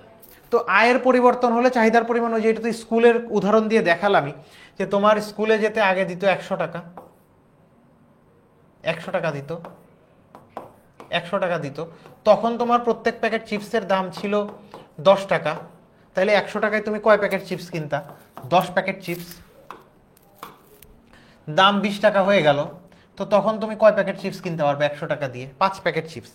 কিন্তু তোমার যদি আয় পরিবর্তন হয়, তোমার বাসা থেকে এখন 200 টাকা দেয়, 200 টাকা দেয়, তখন কি হবে, দাম 20 টাকা হইলেও তুমি আগের মতোই 10 প্যাকেট চিপসই কিনবা। তো দেখো দাম বাড়লো কিন্তু চাহিদার পরিমাণ আগের মতো 10ই রয়ে গেল, তো এটা চাহিদা বৃদ্ধির ব্যতিক্রম না। তো এইসব কারণে এই যে চাহিদা বৃদ্ধির এগুলা ব্যতিক্রম, ঠিক আছে। তারপরে নিত্য প্রয়োজনীয় পণ্য দেখো, নিত্য প্রয়োজনীয় পণ্যের ক্ষেত্রেও চাহিদা বৃদ্ধির ব্যতিক্রমটা হয় কেমন, নিত্য প্রয়োজনীয় পণ্য কি, ধরো আমি যদি নিত্য প্রয়োজনীয় অত্যাবশ্যকীয় একটা পণ্যের উদাহরণ দিই, সেগুলো ইনসুলিন। তো ধরো যে ডায়াবেটিক্স আছে, ইনসুলিন নিতে হয়। তো এখন এই চাহিদা রেখা কেমন হওয়ার কথা, সাধারণত এরকম নিম্নগামী হওয়ার কথা ইন জেনারেল। দাম আর চাহিদার পরিমাণের মধ্যে বিপরীতমুখী সম্পর্ক। নিত্য প্রয়োজনীয় দ্রব্যের চাহিদা রেখা দেখো লম্ব অক্ষের সমান্তরাল, এই যে এরকম দেখতে হয়।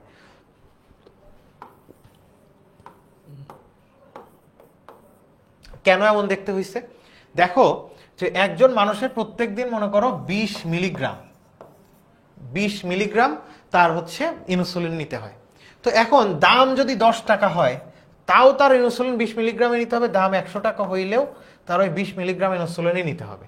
এই কারণে এটার নিত্য প্রয়োজনীয় দ্রব্যের চাহিদা রেখা লম্ব অক্ষের সমান্তরাল হয়, মানে ওর 20 মিলিগ্রাম নিতেই হবে, এখন 10 হোক আর 100 টাকা দাম হোক, ও বাধ্য। এই যে দাম বাড়ছে কিন্তু চাহিদার পরিমাণ দেখো সেমই রয়ে গেছে, মানে এইটার যদি আমি সূচি তৈরি করি, এই পাশে দাম আর এই পাশে চাহিদার পরিমাণ,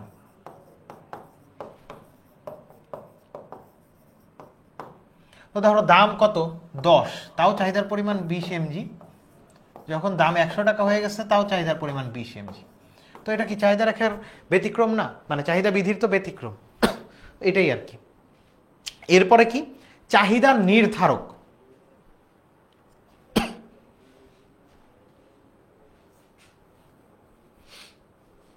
তো দেখো চাহিদার নির্ধারক, চাহিদার নির্ধারক কি, নির্ধারক হলো সেই জিনিস যেই ঘটনাগুলোর কারণে চাহিদার পরিমাণ কমা বাড়া করে।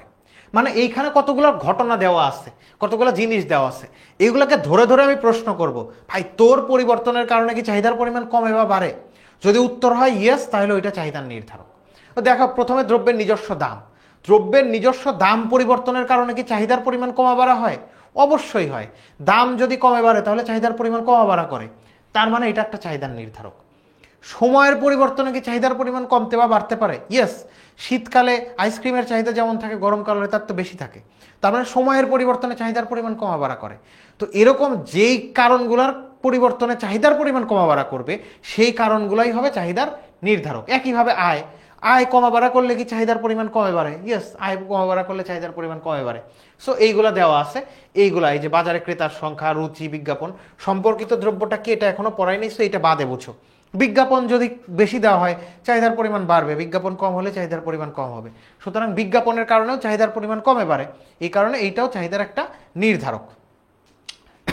এখন দেখো লাস্ট তোমাদের যে টপিকটা পড়াবো সেটা হলো চাহিদা সমীকরণ গঠন। এইটা পড়ানোর মাধ্যমেই তোমাদের টপিকটা শেষ করে দিব, ঠিক আছে? দেখো আমরা একটু আগে কি পড়ছি, কিউডি ইজ ইকাল টু একটা র্যান্ডম একটা সমীকরণ নিয়েছি, 10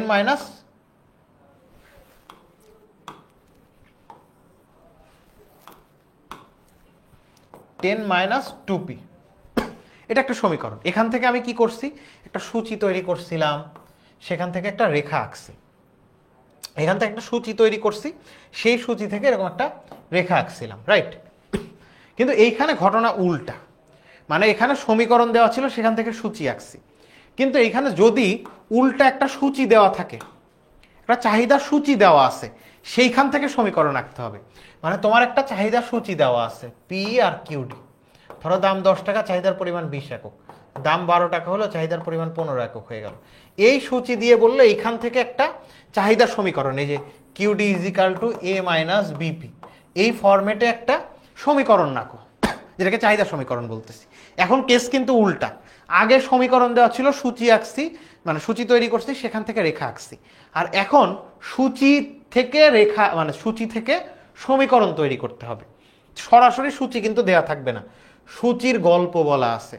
কি বলছে, মনে কর কোনো দ্রব্যের দাম যখন 10 টাকা তখন চাহিদার পরিমাণ 100 একক, দাম হ্রাস পেয়ে 9 টাকা হলে চাহিদার পরিমাণ 120 একক হয়। মানে একটা সূচি এখানে কিন্তু অলরেডি বলেই দেওয়া আছে, এই পাশে দাম আর এই পাশে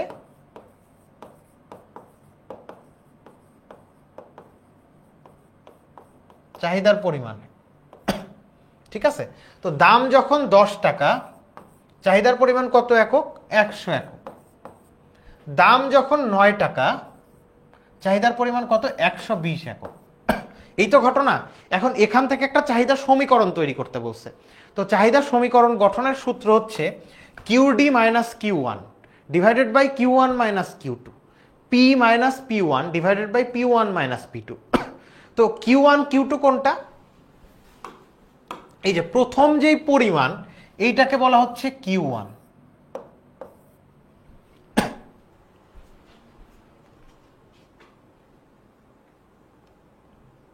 প্রথম যে পরিমাণ দেওয়া আছে, প্রথম যে তোমার পরিমাণ আছে এটা হচ্ছে কিউ ওয়ান।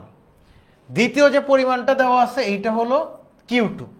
প্রথম যে দামটা দেওয়া আছে এটাকে বলা হচ্ছে পি ওয়ান, আর দ্বিতীয় যে দামটা দেওয়া আছে এটাকে পি টু বলা হচ্ছে। তো P one P two Q one Q two পেলাম, তাইলে ভাইয়া এইটা কি, কিউ ডি আর পি, এইটা কি? এটা তো সমীকরণে, মানে এইগুলা Q one Q two P one P two এগুলো তো নাম্বার, ওইখানে যে নাম্বার আছে সেই নাম্বারগুলা, সেই সংখ্যাগুলা বসাবো। কিন্তু আমার একটা চাহিদা সমীকরণে কি দেখছিলাম, QD is equal to 20 minus two P. এই যে পি আর কিউডি থেকে যায় না, এই পি আর কিউডি তো থেকে যাওয়া লাগবে, সেই পি আর কিউডি, এই যে কিউডি আর পি, বুঝছো কাহিনী? তো এখন চলো আমরা সমীকরণটা নির্ণয় করি। তো এখানে দেখো ওইটা আমরা লিখছি, তো এখানে এটা করেই দেওয়া আছে সুন্দর করে, এই যে এই ঘটনাটা ওখানে বলা আছে। তো এখন এইটা থেকে আমরা এই সমীকরণটা তো করতে পারবো। এটা P one,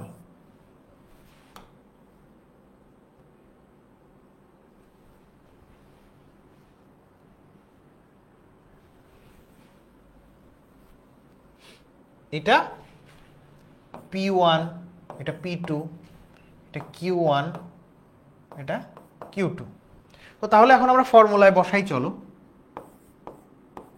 QD minus Q one 100 divided by Q one minus Q two, মানে 100 minus 120, P minus P one, P one কত? 10, নিচে কত? 10 মাইনাস 9। এখন এটাকে তাহলে আমরা নর্মাল ক্যালকুলেশন করলেই হয়ে যাচ্ছে। 100 থেকে 120 বাদ দিলে কত হচ্ছে? -20। আর এই পাশে পি -10, 10 থেকে 9 বাদ দিলে হচ্ছে 1। এখন কি করব? ক্রস গুণন করে ফেলবো, জাস্ট সিম্পল ক্রস গুণন। তো 1 দিয়ে যদি এটাকে গুণ করি, কিউডি থেকে যাচ্ছে, আর -100কে 1 দিয়ে গুণ করলে -100, আর এই পাশে -20 দিয়ে পি কে গুণ করলে -20p, আর -20 আর -10 গুণ করলে মাইনাসে মাইনাসে প্লাস, আর 20 আর 10 গুণ করলে তাহলে +200। এই হলো। এখন আমার ফরম্যাটটা কি? ফরম্যাট হলো QD is equal two A minus BP, এরকম একটা ফরম্যাট, বা ওই সময় নিচ্ছিলাম যে 10 - 2p, মানে এই যে কিউডিটা বামে থাকবে, বাকি সব ডান পাশে। তখন সেই ঘটনাটা এখানে আমার ঘটাতে হবে, কিউডিটাকে রেখে বাকি সব ডান পাশে দিয়ে দেব। -20p +200, আর এখানে -100 ছিল, ডান পাশে গিয়ে এটা চিহ্ন পরিবর্তন করে প্লাস হয়ে গেল। তাহলে QD is equal two 300 - 20p। তো দেখো আমরা কিন্তু এটা পেয়ে গেলাম, এই যে। তার মানে দেখো আমার একটা গল্প বলা ছিল, যেখান থেকে আমি একটা সূচি তৈরি করছি, সেই সূচি থেকে চাহিদা সমীকরণ কিভাবে এই ফর্মুলাটা অ্যাপ্লাই করে, এই যে QD is equal two 300 - 20p। তো এখানে দেখো যে ফর্মেটে আসছে না, QD is equal to 10 - 2p, বা কিউডি ইজ ইকাল টু সাধারণ সমীকরণ যে a - bp, ওই ফর্মেটে কিন্তু আমরা সমীকরণটা পেয়ে গেছি। সো এইরকম ঘটনা যদি দেওয়া থাকে তাহলে সমীকরণ আঁকতে পারবা না? দেখো তো, তোমরা কি এই সমীকরণটা আঁকতে পারবা না?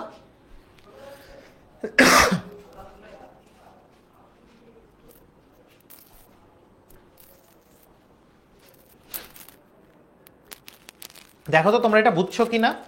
তোমাদের যদি একটা ঘটনা বলা থাকে যেখান থেকে একটা সূচি তৈরি করতে পারো, সেখান থেকে সমীকরণ গঠন, চাহিদা সমীকরণ গঠন করতে বলবে।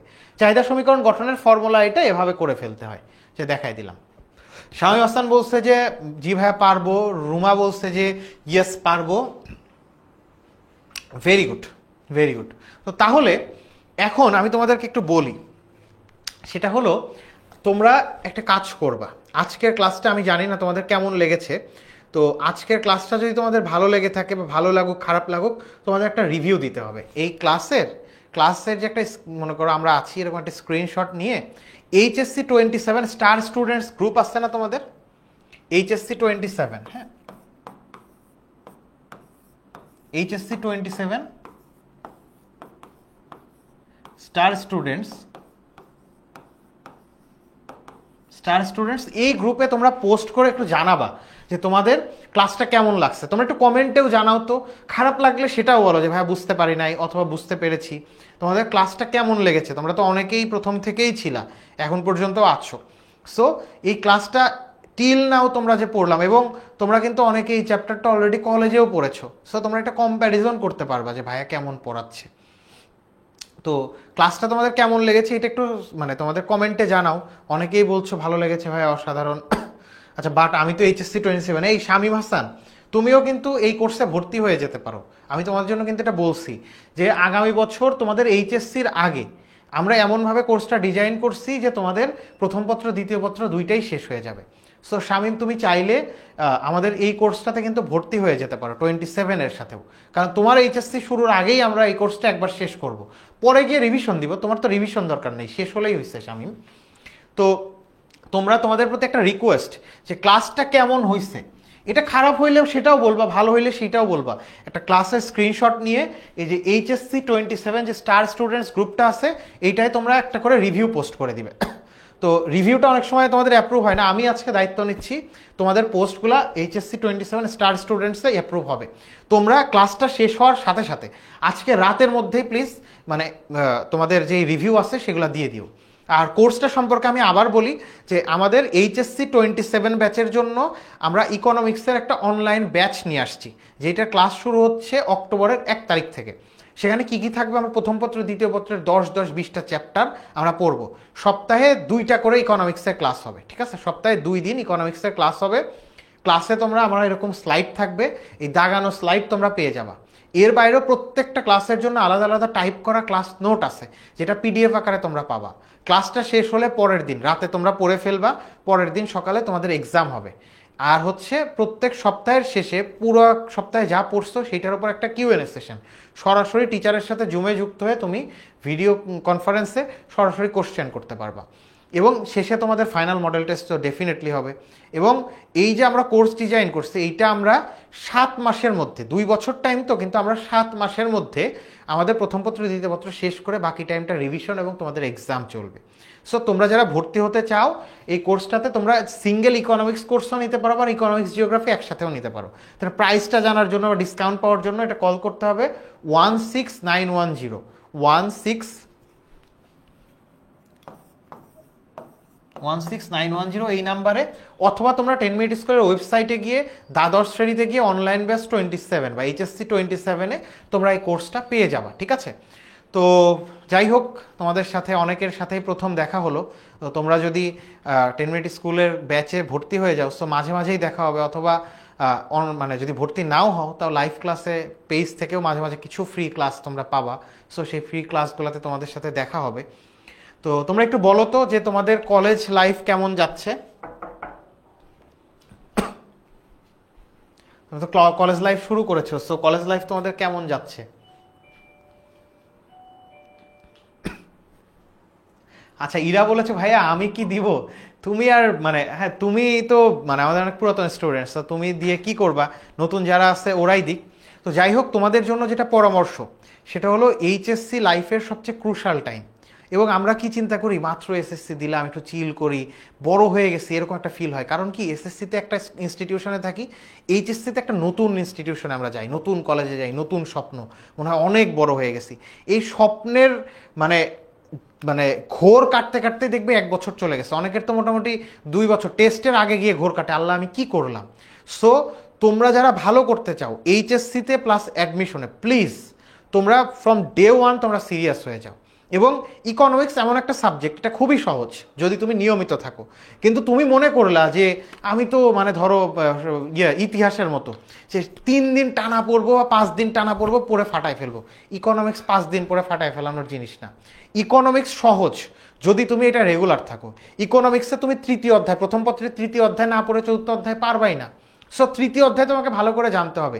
এই জন্য প্লিজ তোমরা 10 মিনিট স্কুলের কোর্সে ভর্তি হও বা না হও, তোমরা যদি কোনো টিচারের কাছে পড়ো তাহলেও প্লিজ তোমরা কন্টিনিউশনটা ঠিক রেখো ইকোনমিক্সের। তো এইটাই তোমাদের জন্য শুভকামনা, তোমরা সিরিয়াস থাকো প্রথম দিন থেকেই, যাতে তোমাদেরকে আমি আসলে একটা ভালো জায়গায় অ্যাটলিস্ট মানে কর্মজীবনে কি করবা জানি না, আপাতত তোমাদের চাই যে তোমরা যেন গোল্ডেন এ প্লাস নিশ্চিত করে একটা ভালো ইউনিভার্সিটিতে সিটটা সিকিউর করতে পারো। সো তোমরা পড়াশোনা একটু সিরিয়াস হয়ে যাও। আর যারা কোর্স নিতে চাও পেইড ব্যাচের কোর্স, সেটা আগামী মাসের প্রথম সপ্তাহ থেকে শুরু হয়ে যাচ্ছে। যে পন্থাগুলো বললাম 16910 এই নাম্বারে কল করতে পারো, অথবা ওয়েবসাইটে গিয়েও দেখতে পারো। আর যেটা লাস্ট কথা, যে ক্লাসটা কেমন লাগছে এটার একটা রিভিউ তোমরা এই যে এইচএসসি *27 স্টার স্টুডেন্টস গ্রুপে দিয়ে দিও। আর বাকিদের সাথে ইনশাল্লাহ নেক্সট কোনো ক্লাসে দেখা হচ্ছে। ততক্ষণ পর্যন্ত আল্লাহ হাফেজ।